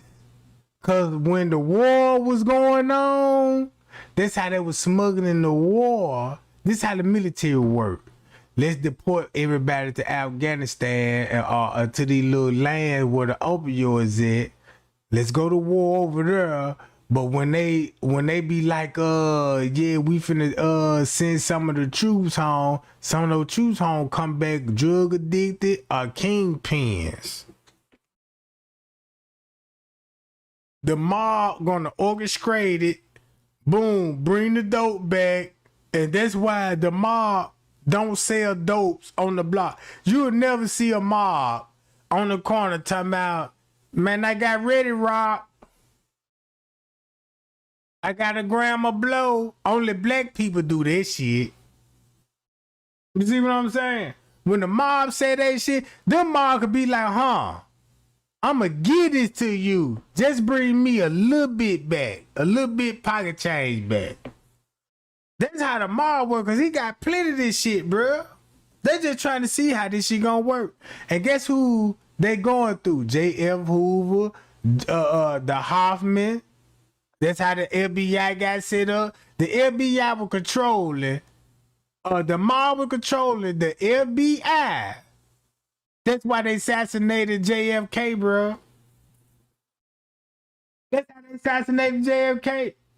So look, to keep black people entertained, put some TV shows out there, put some movies out there, and keep everybody entertained with movies, music, while the government across seas making drug deals,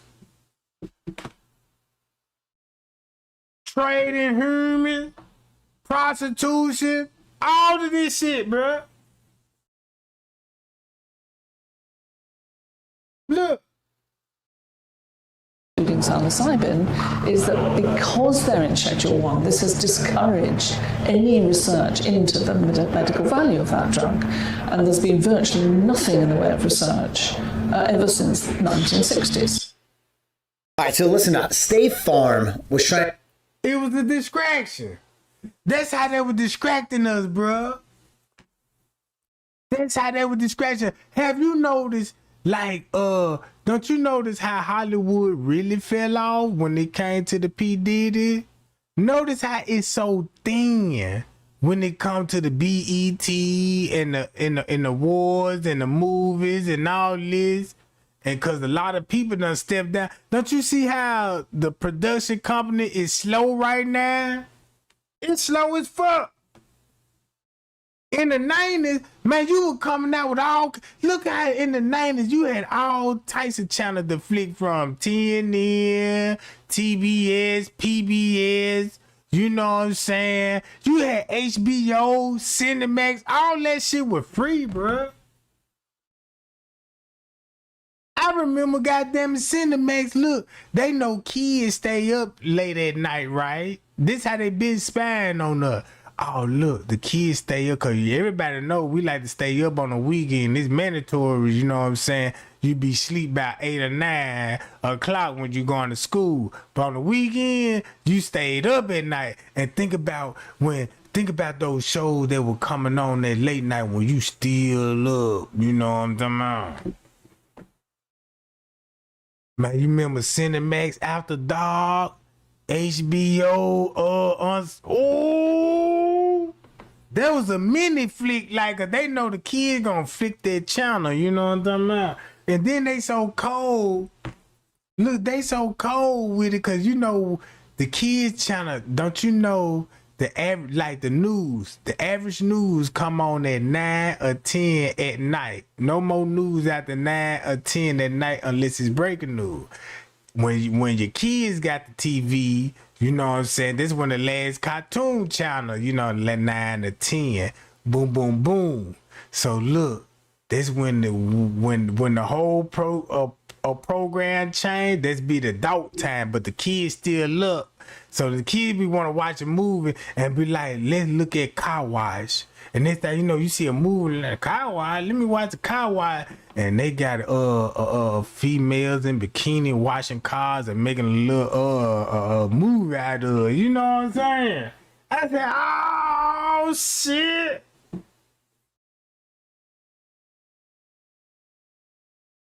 I peep MTV.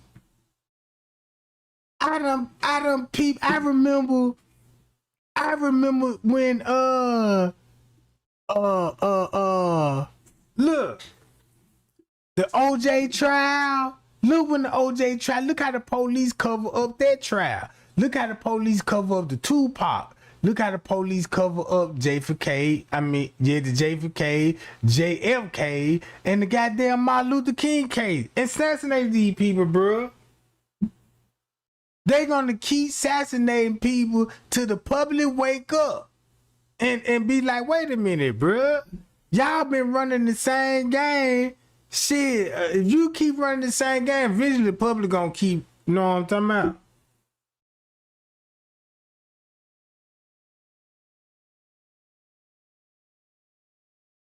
Watch this, DMX. Look what DMX said. They charged me $197 for car insurance. No, thank you. This is incredible. It's great to be back here. I don't have the bulletproof vest on. I'm just wearing the cross today, so hopefully that protects me. Because we tend to make a lot of enemies telling the truth, don't we? You can tell a man's virtues by his enemies and his vices by his friends. Who you think DMS was going off when it comes to the music industry? This is the cold part about it. If you don't realize that P. Diddy is related to politicians, governments, prince and kings all over the world, they control the music industry. And you got niggas in the hood that got talent and they brought them in and tried to school them. Look, man, you can be a part of this shit or we'll kill your career. DMS exposed meetings with Satan and exposed elites from prison. Check this out. Let's act like we don't know who he exposing.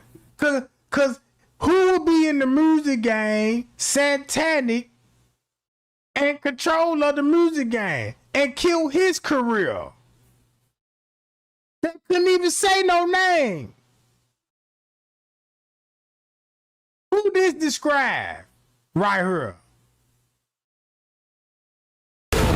YouTube.com/Tim Westwood TV.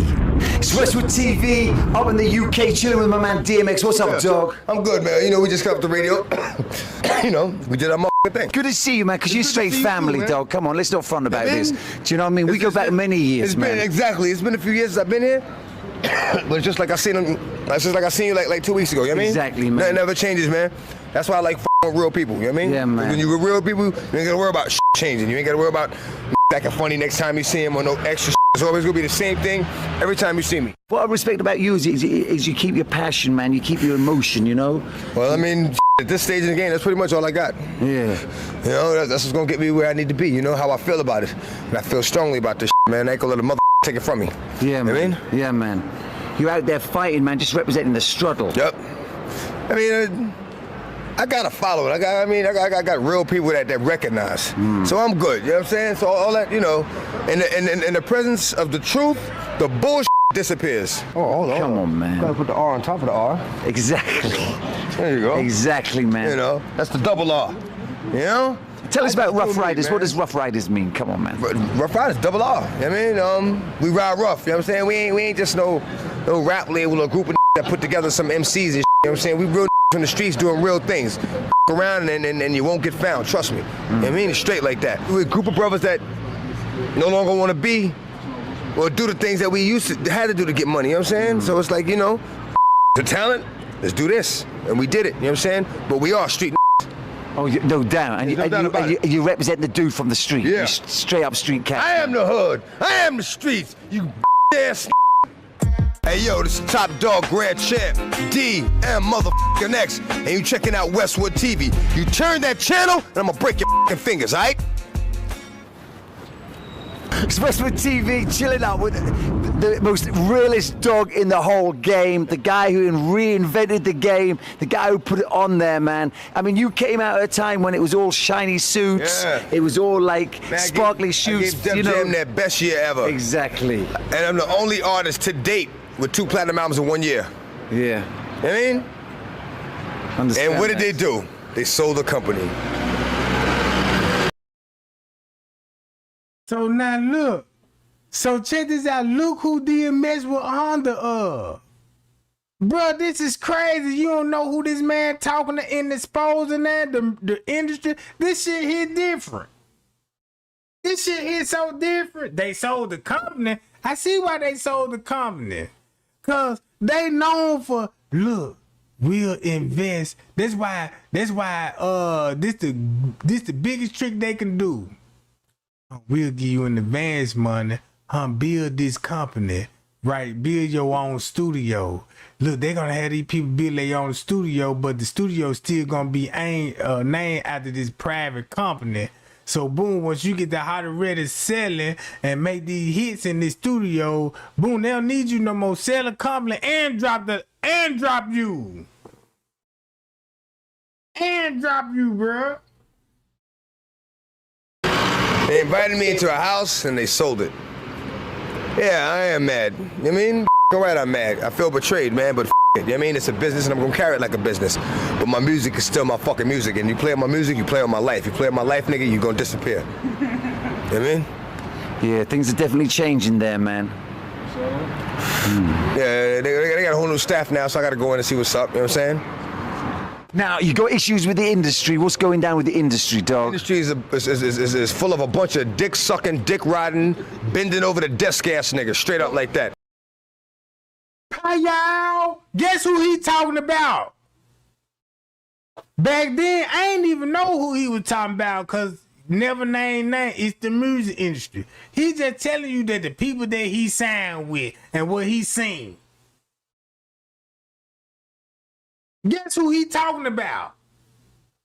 These people died behind this shit, telling everybody like JFK died, Martin Luther King died, Tupac died, DMX died, Aaliyah died, Left Eye died. Look at all these people that died telling everybody about these people. Look. He said they dick suckers, fucking and digging in the boot ass nigga. Guess who was a real dick in the boot ass nigga? P. Diddy. Guess what? P. Diddy got exposed coming out in the courtroom. So let's go all the way back in his era. Whoever don't like it, bring it, nigga. Bring it. I don't give a fuck. Bring it. Bring it, bitch. They got this new breed of rapper that's paying DJs to play their shit. Right. And, you know what I'm saying? They sucking the record label executive dicks, and it's like there's too much of that going on. Right. You know what I'm saying? Let me. When I was listening to this shit, I'm thinking they was just like a beef. Like, that's how a nigga talk. Like, yeah, y'all nigga just some dick sucking ass nigga. You know, sucking these label ass dick. Thinking they just some Sambo ass nigga. But these niggas were actually sucking these people dicks. Gay acts. The gay acts, this shit was for real, bruh. This shit was really for real. Look what they were talking about in P. Diddy in court. He like a man to bust his girl and nut on her. Soon he get a climate, she got to take the nut back to P. Diddy so he can rub on his nipples. Look at NWA movie. Dr. Dre was gay. If you look on the Chronicle albums, at the beginning of that Chronicle album, they tell you was a gay actor on that jump, bruh. Jay-Z.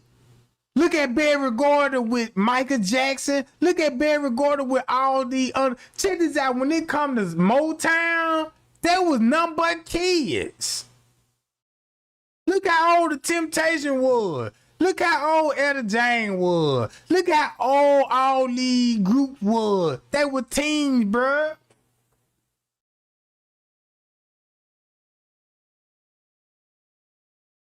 You see what I'm saying? So, who you think he talking about all on the East Coast? He be me. Let me be the artist that I am and just play my motherfucking music. You know what I mean? Exactly. Now they want you all up under this, you know, sitting at the going to dinner with them and shit like that, and you know all that favor for a favor shit. I don't get down like that. Look, I give you the music, you give my money. That's it. A lot. Now you see what he was like. Look, just play my music. I ain't with that gay ass shit. Guess who he signed to? Then you know who he talking about. Then all this shit finna make sense when it come down to Jeffrey Epstein and all these secrets. His first arrest said, "It's been a long time. I don't recall the content of what I may have written." The book was put together by a New York bookbinder, Herbert White, according to people who were involved in the process. White, who died in 2020, listed Epstein as a client on his website in 2003. In other words, they're showing you all the. If this going on in 2003, look what he telling in 2004. Out of the love I had for wanting to be a part of the industry is not there anymore. I don't even associate myself with the industry. You know what I'm saying? I'm not an industry artist. I'm an artist in the industry. You know? And you've always stood alone and you know, bloodline. I don't hang with niggas. You're not gonna see me at every party, every industry party, all the clubs. I go somewhere quiet, man, shoot pool with me and my mans in there. Now I see why he don't want to go to all those parties. That shit age different now. That shit age so different now. I don't want to go to these parties. Y'all niggas on some gay ass shit. Since I ain't on no gay ass shit, you want to tell everybody I'm a drug addict and you know what I'm saying, and bash his name in the news. You know what I'm saying? That's the type of shit that's the type of shit I do. You know what I'm saying? Fuck my remote control cars, jump on the 4-wheelers. You know what I mean? I ain't with all that in the club shit, throwing it up and all that bullshit. I ain't got time for that shit, man. I mean, 'cause then you find. That man said, I ain't got time to be in the club, throwing it up and shit.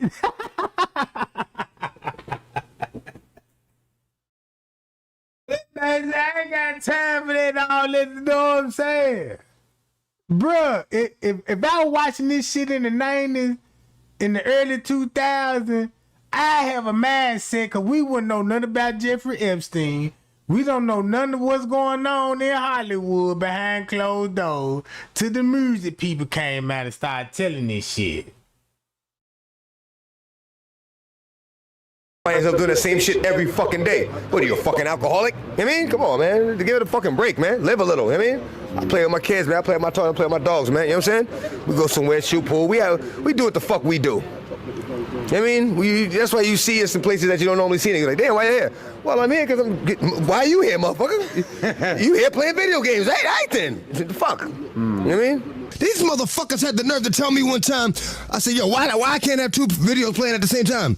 Oh, because we don't want your videos to compete with each other. But then I turn on the motherfucking TV, I ain't gonna say no artist names, but they got 3 videos back to back. Exactly. I'm like, you feeding me fucking bullshit, and you sucking these niggas' dicks all crazy, man. What the fuck is wrong with you? Yo, I had to punch one nigga in his face up there, man. After that, I was like, I'm not going to the office no more. Exactly. What? He telling everybody they sucking these niggas' dicks. I'm thinking that's how a nigga talk, you know when you get mad and frustrated, you like, yeah, you dick sucking ass nigga, you riding these labels dicks and all this, you a puppet for these bitches, but they really sucking their dicks and sexual acts and taking it up the butt. That's why Sean John came out with those Sean John and those Rocker World jeans. Shit, look how many motherfuckers that were rocking them motherfuckers. You know what I'm saying?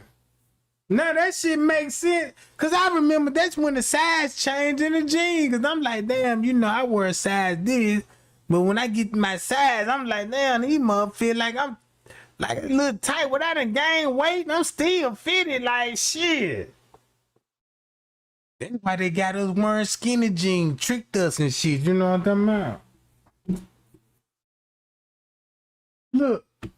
I see why DMX, man. I would be talking like this here too if I signed with P. Diddy, Clyde Davis, or Barry Gordon. You know what I'm saying? And next thing you know, we in the meeting, and they tell me, look, Trey Gang, I like your goddamn music, but shit, man, I want you to suck my dick.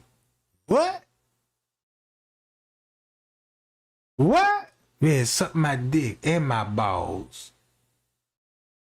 That's the only way I'm gonna push your music out there. You know what I'm saying? Now I'm gonna do you a favor. I give you $1 million to suck this dick now. You know what I'm talking about? What? I be talking like this. Went down. Yeah. Cause I'm a grown ass motherfucking man, and I ain't got time to be playing no kid games, man. So once I see I'm not dealing with a man and he disrespects me, I'm gonna break his fucking jaw. Exactly. You keep it mad straight up in there. Straight up. Now we get down, nigga. Fuck, man. Niggas know they don't fuck with me. Niggas talk all that shit they want to. I'm good. Nigga ain't even got within 2 feet with a knife, nigga. You can't be serious. Nigga didn't even try to. Fuck out of here, man. Niggas know y'all. And check this out. Y'all know the reason why they can't name names? Cause they had to sign a agreement. Cause you know in the rap contract, you can't expose who you working for. You can only just say the music industry. And everybody know if you in the music, we know who contract you signed with. We know what record label you signed up to. So you basically snitching on the main people that's in charge of this record label and all the people that's getting exposed doing sexual act to get where they at. If you look, if you want to know who was sucking dick, guess who was sucking dick then? They was dropping more videos than DMX. Jay-Z. That's who he talking about. Jay-Z. Jay-Z.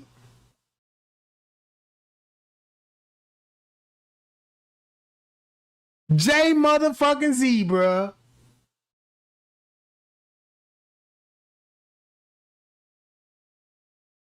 Jay-Z. If you go back to when DMX was hot in the rap game, look who his competition was.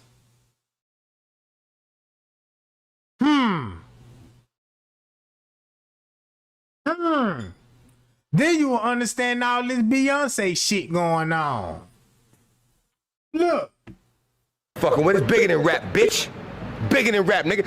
And you know who the fuck I'm talking to, nigga. You only alive because of me, motherfucker.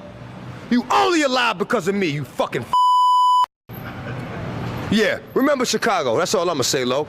Remember Chicago, nigga. You only alive because of me, you fucking bitch. Fuck out of here. Who are you talking about, dog? He know what I'm talking about. Let's go. Who I'm talking about. He knows who the fuck I'm talking about. Chicago. Same flight. You know who the fuck I'm talking about, nigga. You only alive because of me. You seen them 10 trucks parked in front of the motherfucking airport? That wasn't for you, that was for me? I know who he talking about when they come to Chicago. I know who he talking about when they come to Chicago. Oh, this shit gets so good, bruh. Look. Hey, that's why they were coming out with those strange ass songs. J to the is old, J to the this age. Then you got P. Diddy like, my name Puff Daddy. You know what I'm talking about? I always felt like that. What type of nigga name himself Puff Daddy? Then this nigga Harlem shaking on every video with lip gloss on. This nigga had the most clearest lips in the world.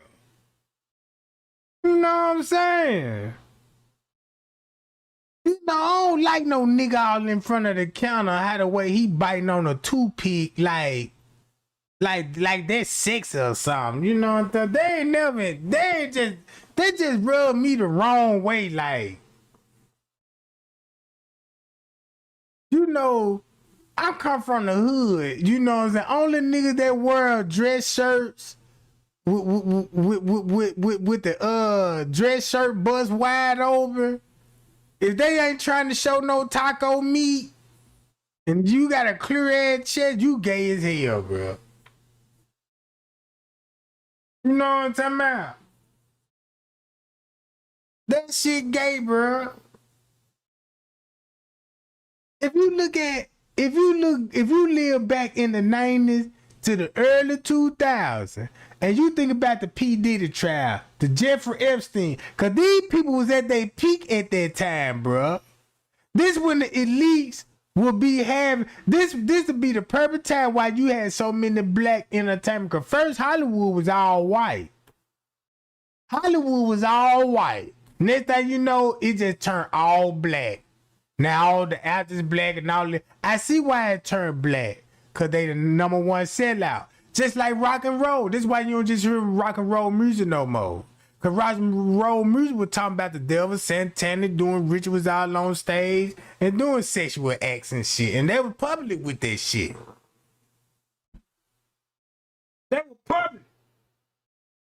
But when they got DMX in that motherfucker, then you know P. Diddy in that motherfucker, I could just imagine how the meeting go.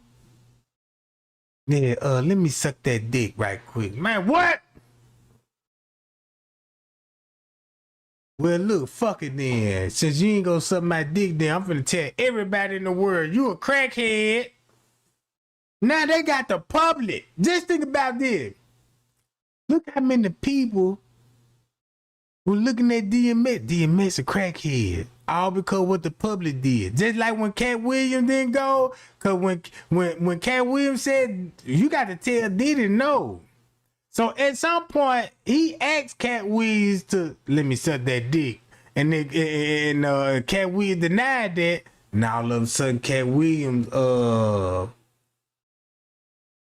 crackhead. And then when they did it to Martin Lawrence and shit, got him to the meetings, he run up out the building talking about, man, they trying to kill me. Then when David Chappelle, they were like, yeah, you got something I did, David Chappelle. He ran. He ran and thought about it in Africa, but like, shit, when I go back to the United States, I gotta suck their dick. Next thing you know, he on the CNN channel, Saturday Night Live and shit. I see why Monique begging Oprah to be in that goddamn club, cause she a goddamn freak. Fat ass wants some action, you know what I'm talking about? Since she didn't get into the club, and she like, damn, y'all done had me doing all this sexual act. I took my booty up, and then y'all made billions off my movie, and then blotted me out the light. I'm finna tell everybody your deepest secrets then. I'm seeing all this. Look how he talking. You done got found in the back of one of them motherfuckers, bitch. I'll let you live. By the grace of God. You know what I mean? I mean, let's not front. You rolled crew deep. I mean, that's. I mean, deep, but like your crew is deep. I mean, I've seen you come through, man. I mean, we got walls all over the place, but we ain't even got to be deep, man, because we walk a certain way. You know what I'm saying? Real niggas recognize real niggas, man. And real nigga is not gonna go through the trouble of trying a real nigga, because he know a real nigga gonna get down just like he get down, and he don't want that headache. He rather push up on a soft ass nigga. Yo, summer shot, man, hold something. I mean, start tapping niggas pocket like that. You spot a bitch nigga from a mile away and carry him just like that. You know what I mean? Real niggas recognize real niggas, man. And we give each other that 3 feet. You know, unless you just want to go hard, and then fuck it, we all go hard. Ain't nothing to it, you know what I mean? Come on, man, you can't be serious, man. Knuckles black as a motherfucker, man, you know what I mean? I will knock a nigga the fuck out. So look at it like this here. When the news get to putting out propaganda about you and the public believe this about you, this how they defeat you.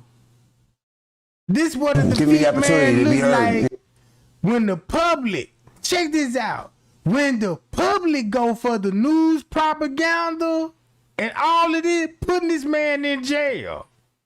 Look at all the shit that he went to jail for. This man wasn't even no goddamn criminal like the way they trying to expose this man, like he just out there robbing and killing and stealing and all of this old shit. Just look at it, if you trying to tell on P. Diddy, Jay-Z, R. Kelly and them, and all these old foodgates and shit, what was going on back in those days, look at it, these people were trying to tell what these people had going on in Hollywood with the elites. You know, in a positive light. Yeah. Or just in a fair light. And if I inadvertently talk about your situation, I got you. You let me know. I got you. All right, I first came to Arizona, man, and I remember one day coming from the studio at 6 o'clock in the morning and pulling over on the highway. We like 4 cars, you know, just to watch the sunrise. And it was at that point that I fell in love with Arizona. I said, you know what, this has to be God's country. You know, because I've never seen anything as beautiful as that sunrise. Then I met the devil in God's country. You know, and it's not so much who, it's what, you know, what happens and the things that the devil does. It's not so much a person, even though he acts through people. You know, you can't call one person the devil. Joe Arpaio? You know, you can't call any one person the devil. You can't do that because no one person has enough power to be the devil. You know, and you know, it's through all these hardships that I realized that, you know what, this is God's country because I met the devil here. Because if I hadn't met the devil here, I wouldn't realize I was strong enough to overcome the obstacles that the devil would place in my path. And it's by overcoming these obstacles that I realized that this is God's country. Because He helped me get over these obstacles. He helped me get over these hurdles. Okay, so but when you're done here, when you're out of here, I'm not looking back. You're not coming back? No, I'm not coming back. I'm not coming back for a show. I'm not coming back for a visit. I'm not even driving through the states. If I'm Now you see why that man said that shit, bro. I don't want nothing to do with the music industry, the public. Cause look how the public, look how. Just think about this. These people had so much power and bash this name in the public that you got these people that's uneducated, don't know what's going on behind the scene. A lot of people gonna be blinded, so they gonna entertain this shit. You see what I'm saying? But he felt that real ass whooping, bro. And the next thing you know, the way he feel like that, cause this what the Bible gonna say. You gonna learn, man, the world don't even love you. Don't even love nothing in the world. For the world hate you. You see what I'm saying? What man would gain if he sell his soul for the world? This was a definition of what it'll look like. in a plane and they're gonna fly over it, I'm gonna go around, okay? But you love this place. I love the scenery.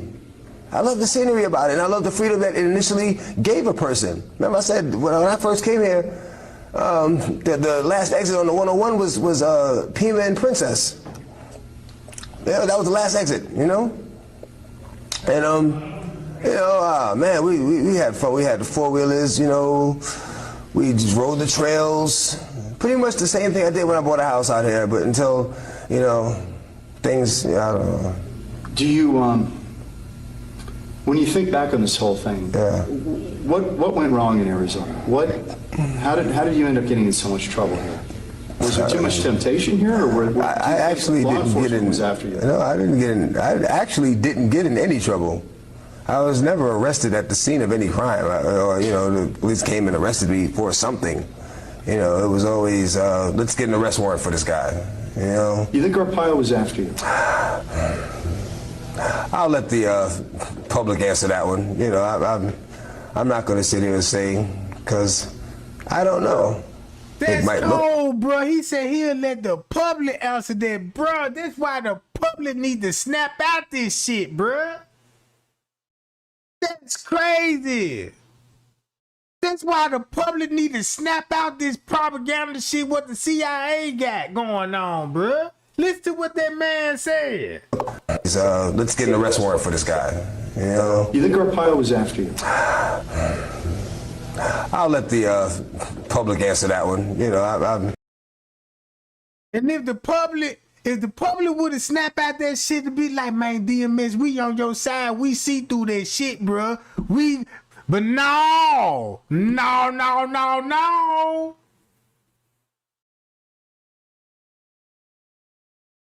see what I'm saying? Look, the man didn't know what he was signing up for. Like all kids do. They just want to have fame and be millionaire. They're gonna sign that contract with no doubts about it. $1 million, I sign. But when they signed it, they didn't know what they were signing. And then when it's time to be on the job and shoot music video, you just see all this satanic shit. You see the devil going to work and the devil blessing you with all of this shit. And you like, damn, I'm manipulating the public. It's all a setup. If you go look, if you go to Tupac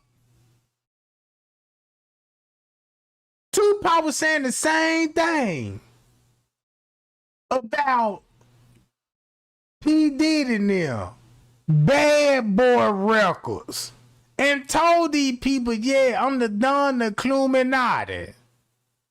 Look, when he died in 96, guess who the president was in 96? Check this out. Look where he got killed at. Las Vegas, Mob Town. And he on security cameras at a mob casino. Come on, man. And the mob runs the White House. Afeni Shakur on the FBI radar was a activist of the Black Panther Party, bruh. So why you think Tupac came out? Look, this is what made his song so good. Dear Mama. Look at that song. Listen to the lyric when it comes to Dear Mama. Brenda's got a baby. Those two songs alone, bruh, made hits without violence, shooting niggas. None of that shit, bruh.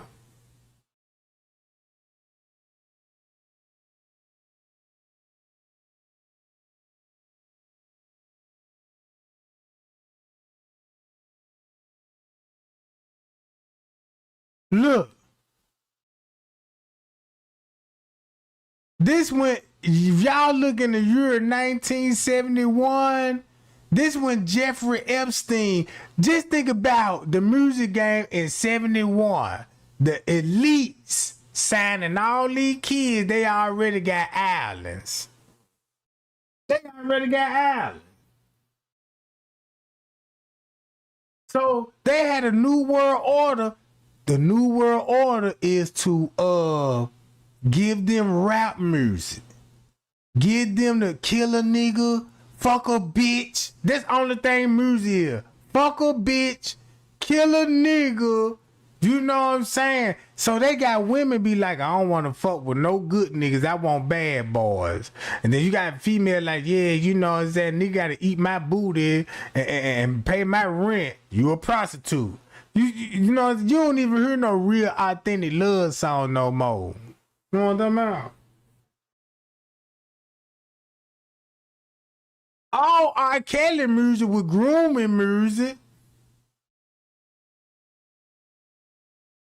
All Aaliyah songs came from R. Kelly. Age ain't nothing but a number. You down to do your thing. That's all his voice and his words coming out her mouth. To tell the little girls, like, yeah, get you a sugar daddy.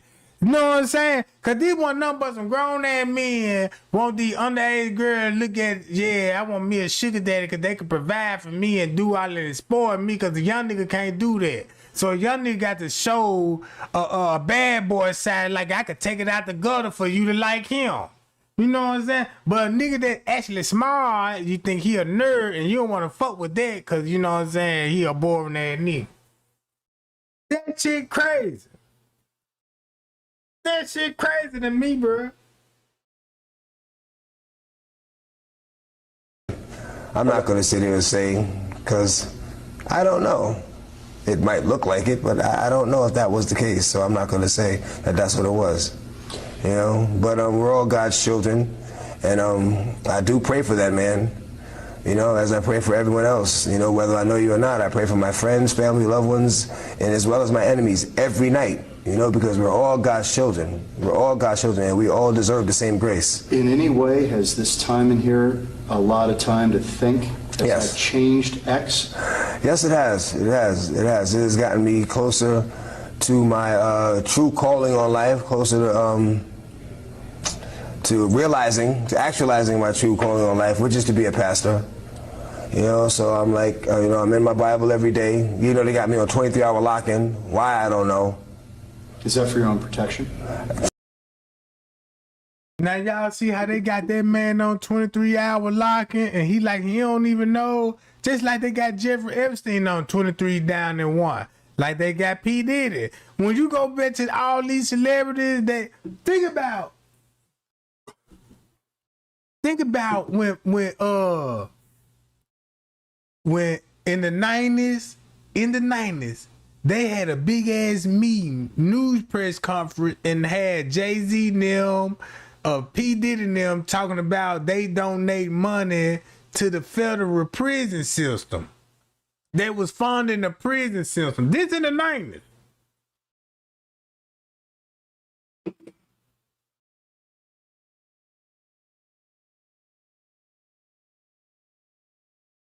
This in the 90s. Hold on, y'all. That's what they say, but it's really just to be a pain in the ass. You know, I mean, they just put me in general population a week ago. I didn't get in so much as a write-up. You know, I haven't had one disciplinary report since I've been here. Yet, they moved me back. So what are you going to do, X, when you're out of here finally? What's the game plan? Well, I'm going to start a TV show while I'm in here. Pain and Perseverance. You know, and it's about how I can reach people that the average person can't reach because I'm grounded. I'm still as grounded as I am. And, Man, I feel so bad for DMX, because this one thing I learned about all of this stuff. Man, you could reach out to the public and be like, look, I want to tell y'all so bad of the contract that I signed and what I originally seen. And I seen what was going on, but I signed a DNA and I can't disclose none of this shit, cause you know what I'm saying? So only thing he could just say, the music industry. He can't even mention the person, the name, the company name that he signed with. That's crazy.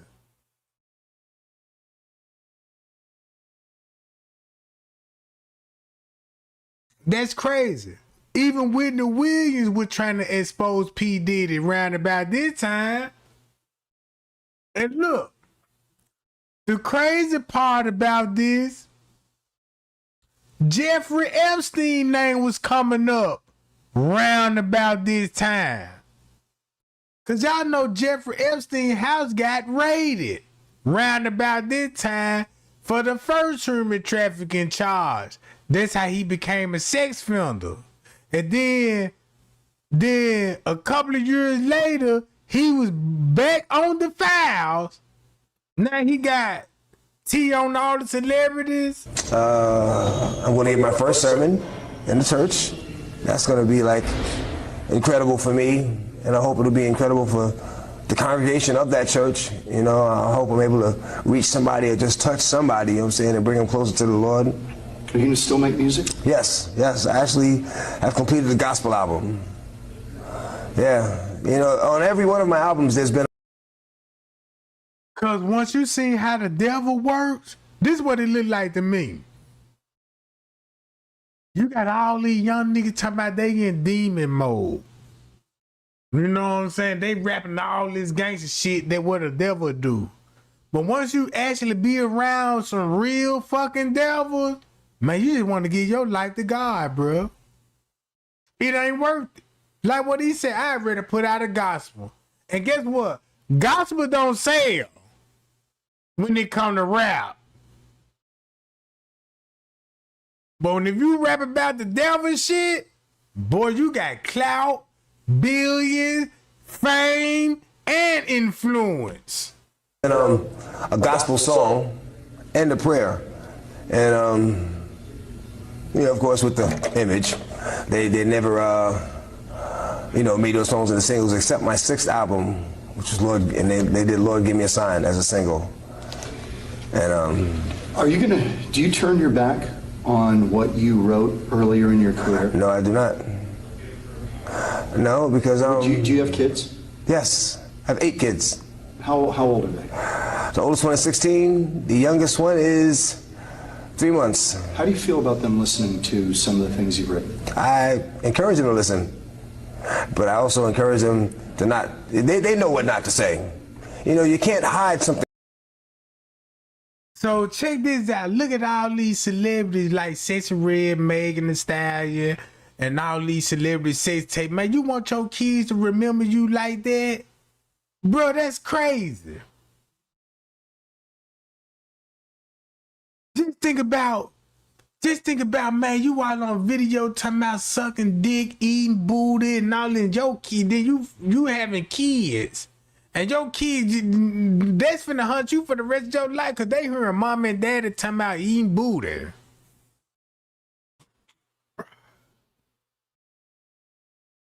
You know what I'm talking about? Man, you know when a real father sit down with a son, when they talk about the goddamn birds and the bees, ain't nobody talking about eating no booty. Yeah, son, you make sure you eat that booty good. You know, no, ain't none of that. Ain't none of that type of funny bunny ass, freaky ass shit. It's about, man, look, you get you a gal, if you like her, man, you impregnate her, you marry that girl and you have kids by that gal, you know what I'm saying? This who you don't stick your dick in, you know what I'm saying? This who you want to stick your dick in, you know what I'm saying? That's the real story, you know what I'm saying? Come on, man. But if you a celebrity, you know what I'm saying? This is like you an R&B singer and you just known for love song. Then you got a sex tape leaked out because, you know, mama made a deal with the elites and all this old shit. And when she get out of pocket, they found out the real truth. Like, man, who was that on the sex tape with you, mama? Because that show ain't daddy. They look like a Italian white man. You see what I'm saying? So the sex tape leaked out saying your mama getting banged, but they keep the mystery. If you look at all these celebrity tapes, they'll never show you like Sexy Red, Megan Thee Stallion, Miley Cyrus, all those celebrity sex tapes they got leaked. They never showed you the nigga that's fucking them. It's always the nigga holding the camera, fucking them. Make sure you on the camera. You see what I'm saying? How can the sex tape get leaked on your account if another motherfucker got the phone and recording you? So you agreed to that sex tape. I'ma fuck you and I'ma record this shit. And then if your ass get out of line, I'ma just release it and release this shit on your account. Then you got to tell the world how this shit get leaked on your account. The first thing you gonna say, I've been hacked. Who been hacked? So if you been hacked, goddamn, so that means if you been hacked, so that video was already saved in your phone. You know what I'm talking about? Like Shannon Sharp's sex tape came out. You just heard that nigga fucking a female and know he gay. Come on, man. They just leaked that shit out so nobody won't be like, yeah, we know you ain't fucking no female nigga. You fucking with boys. Because the gay rumors came out and everybody got to talk about, man, that man fucking boy. And then they know all of a sudden the tape audio come out. He was like, give it to me, baby. Oh, yeah, baby. You love this beat, baby. You love this beat, baby. You know what I'm talking about? I said, man, no nigga fuck a bitch and talk like that, bro. You know what I'm saying? Come on, man. Then this sounds like he just whispering right there by the phone. Make sure you. It's like they whispering in the phone. You know that they could be sitting on the couch and shit. He holding the phone to her mouth, and he holding. Look, he like, give it to me, baby. She like, oh yeah, give me your dick. And he like, yeah, baby, you feel my dick? He like, yeah, give me the dick. You know what I'm talking about? And hurry up, hit the end button and shit. Like, yeah, they finna go for it, boo. Like, all right, I see you tomorrow. You know what I'm talking about? Yeah, all that old shit. From a child, because that only gets them more curious about it. You know, what you do is you say, all right, this is what it is, and this ain't for you. You know? Do you think it's a negative message? No, it's a real message. And real is sometimes negative as well as positive. But it's real.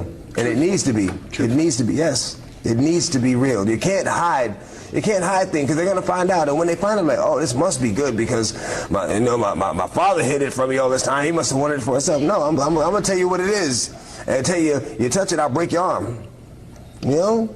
Or if you get curious, come talk to me about it because I've already been through it. I haven't been through what I've been through for nothing, you know? I've been through what I've been through to stop you from going through it, to be able to tell you about it so that way you won't have to experiment to know what it's about, you know?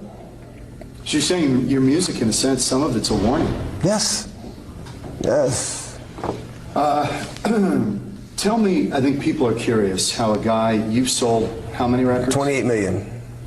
And made millions and millions of dollars. Yeah. How do you end up in here? I think everyone who's watching knows how I ended up in here. I don't know if they do. See that? Look. Everybody know why he locked up, but the news make it look like he conspiracy theory. He done did like Cat Williams. Cat Williams said, man, they didn't lock me up so many times I was never charged. All crimes been dropped. Who got the power to lock people up and get them bogus ass charges to keep them in contained? Look, listen to what he said. Communicate in English easily. Use Grammarly and feel confident with effective. I'm bringing to the stage my man from Yonkers, New York, DMX.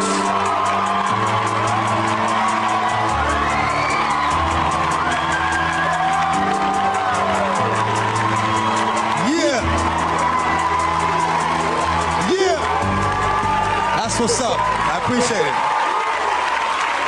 What I'm gonna speak on is the thing that's on my mind the most. You know what I'm saying? The thing that we don't gotta deal with every day, but don't really know. The industry. The industry. Man, it's not the same. Doesn't have to do with talent. It's about playing the game. The industry. Real niggas is dying to get in. The industry. Just to find they don't fit in. The industry ain't what it used to be. The industry's trying to control the way you MC. They want you to dress like this and talk like that. But I'm going dress like this and talk with the bat. The industry got your word meaning nothing. The industry, fuck what you heard because he's bluffing. The industry, money, bitches, hate, but I dare you to try to take a fucking thing off my plate.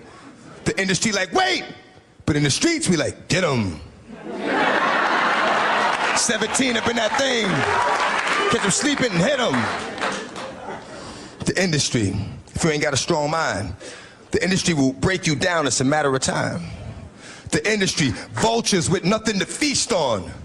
See me? I'm getting my beast on. The industry, stay in the dirt, play in the dirt, test the wrong one in the industry and you will get hurt. I'm not an industry artist. I'm an artist in the industry. So I do what the fuck I want because nobody can finish me.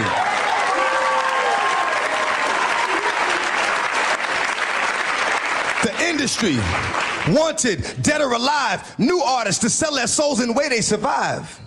The industry don't give a fuck about you, but the industry couldn't make a dime without you. The industry, I'm sick of this industry shit. The industry playing them like a industry bitch. They tried to finish me quick, but I am long, so I stand strong. Fuck a beat. Listen to the words in the damn song.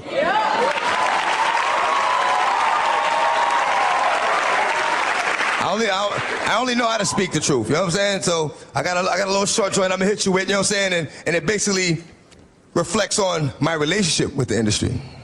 This is what it is. Often, my words fall on deaf ears. Motherfuckers be listening, but don't hear. Talking to a nigga, he be sitting right here. I be like, where you? Bro, that's so cold. Cause why everybody cheering and applauding? Cause they look at this shit as lyrics. And this man speaking the truth that's finna change the world years later. He said, man, I'm talking up on deaf ears. You going? I only know how to speak the truth, you know what I'm saying? So I got a little short joint I'm gonna hit you with, you know what I'm saying? And it basically reflects on my relationship with the industry. This is what it is. Often, my words fall on deaf ears. Motherfuckers be listening, but don't hear. Talking to a nigga, he be sitting right here. I be like, where you going? Nigga be like, yeah.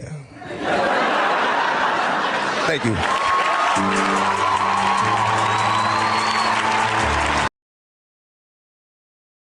Everybody applauding, but still in the dark. They just looking at this shit. That's a good performance. That was some cold shit. You see what I'm saying? I see why he ended it the way he ended it. You sitting right here. Followed up on deaf ears. I peep that game, bruh. It ain't worth it. It's like it ain't even worth it trying to convince the public no more.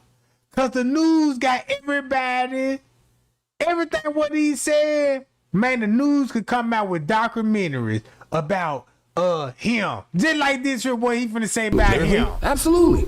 I feel him.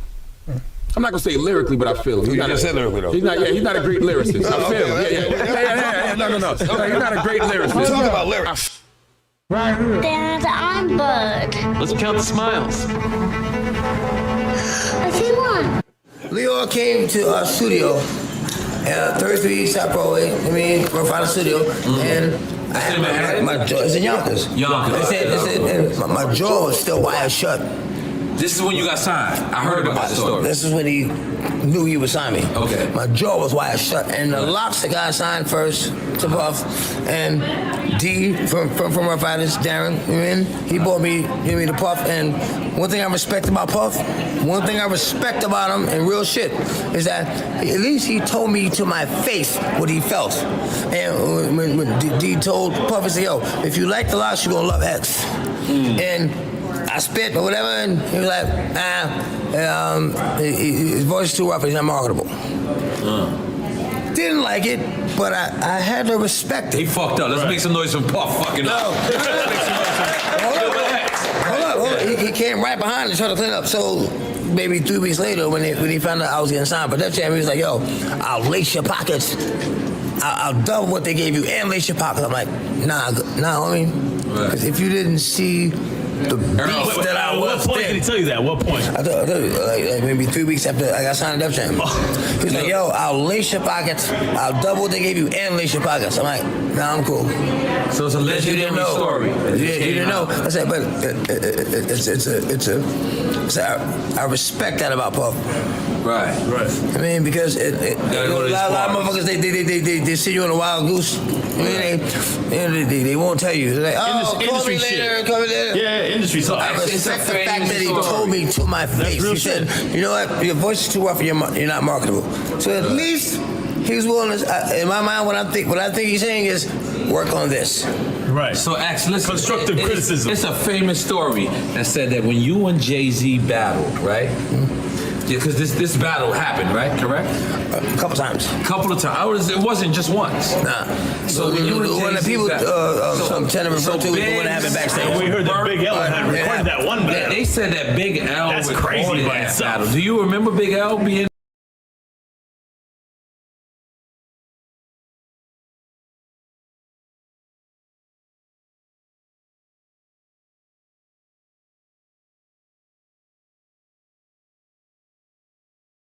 He won the American Music Award for Favorite Hip Hop Artist. I was the first artist to do two platinum albums in 1 year. I should have got it then.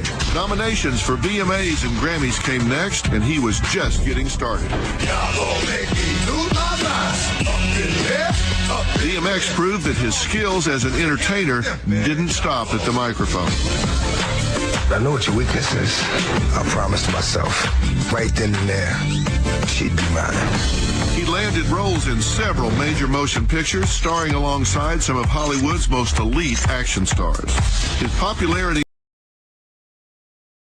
So, look at all those people that he was surrounded with that sold their soul, and they involved with this Satanism shit, bruh.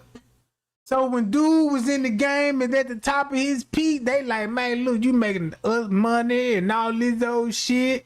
And they came to that man on some satanic ass shit, and he went down with it. Since the man went down with it, look how they did the man, bro, in the public. The music industry exposed, destroying DMX. He been trying to warn us. That's why he said all this shit fell on deaf ears, like TLC was exposing Clyde Davis. You had Etta James, the Shy Listed, everybody on song telling you about this the music industry. They done jacked us out of our checks. They done, you know what I'm saying, they made billions off us and give us chump change. You see what I'm saying?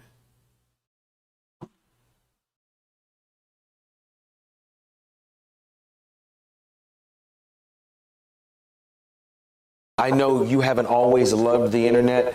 How are you seeing progress right now with all of that? Can you use it to your advantage? It's a double-edged sword. You know, a lot of artists aren't getting paid full scale for their art, and the internet, because of downloading and things like that, is kind of like a black hole, and it's hard to audit, it's hard to get accounting, and it's not that it's just about the money, but it's about justice and fairness. And when people say that they love you and they respect you, but at the same time take, you know, 80% of your earnings, then expect you to fix your own communities, and they'll probably edit all of this out, but then it gets, that's the sharp part of the sword, and we're at the wrong end of it right now. So eventually, with courageous people going out there and actually saying something and standing up for it, I think we'll get some balance. I know you haven't all. I mean, is this sort of a Newport News thing? Because Allen Iverson kind of had the same thing going on. He would always have a big crew from back home.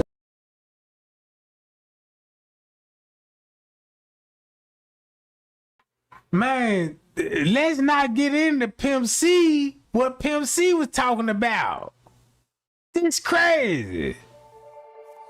All of this was going Industrial on in the late manufacturers 90s and processing and the early companies 2000s. regularly.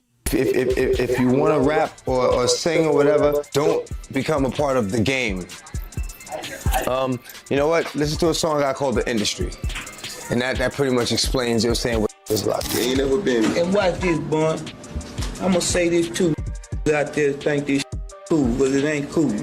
Me and this man ain't never been naked in no room together with no. Joe to see a Puffy on the, and, they been at my house. They all see me. They all know I'm a big nigga. Yeah. Pulling no orgy type, doing none of that. Out there be doing, thinking you doing some fly. You in a room naked with some other some broad and looking at your ass. And if that's gay, and you need to get on some other. Me and this man got nothing but respect for each other. We ain't never put no train.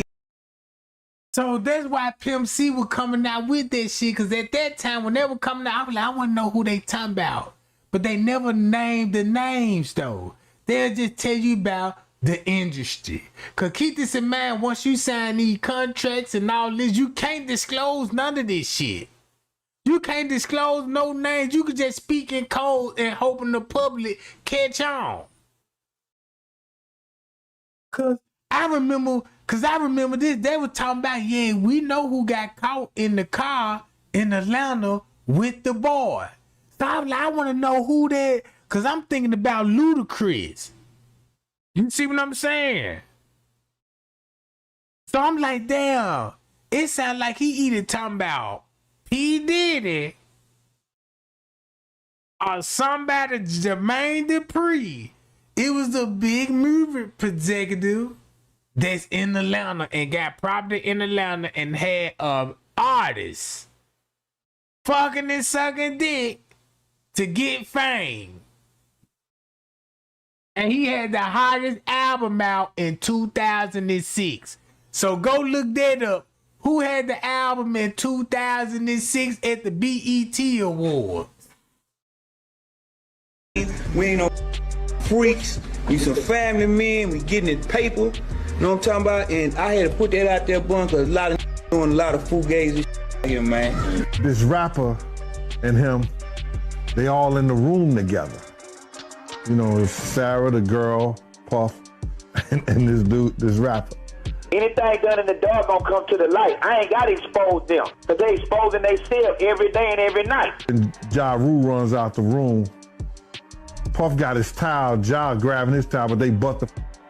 When Ja said, you don't want to come up in there, a lot of freaky stuff is going on. And that's how Ja Rule not making songs no more, because he got exposed with the transgender shit. But yeah, gang, I'm finna get on about this jump, man. Trey gang, love y'all, man. Y'all be cool and y'all be safe. I'ma go live later on tonight, so y'all be on the lookout. Bye, y'all, and we'll be back.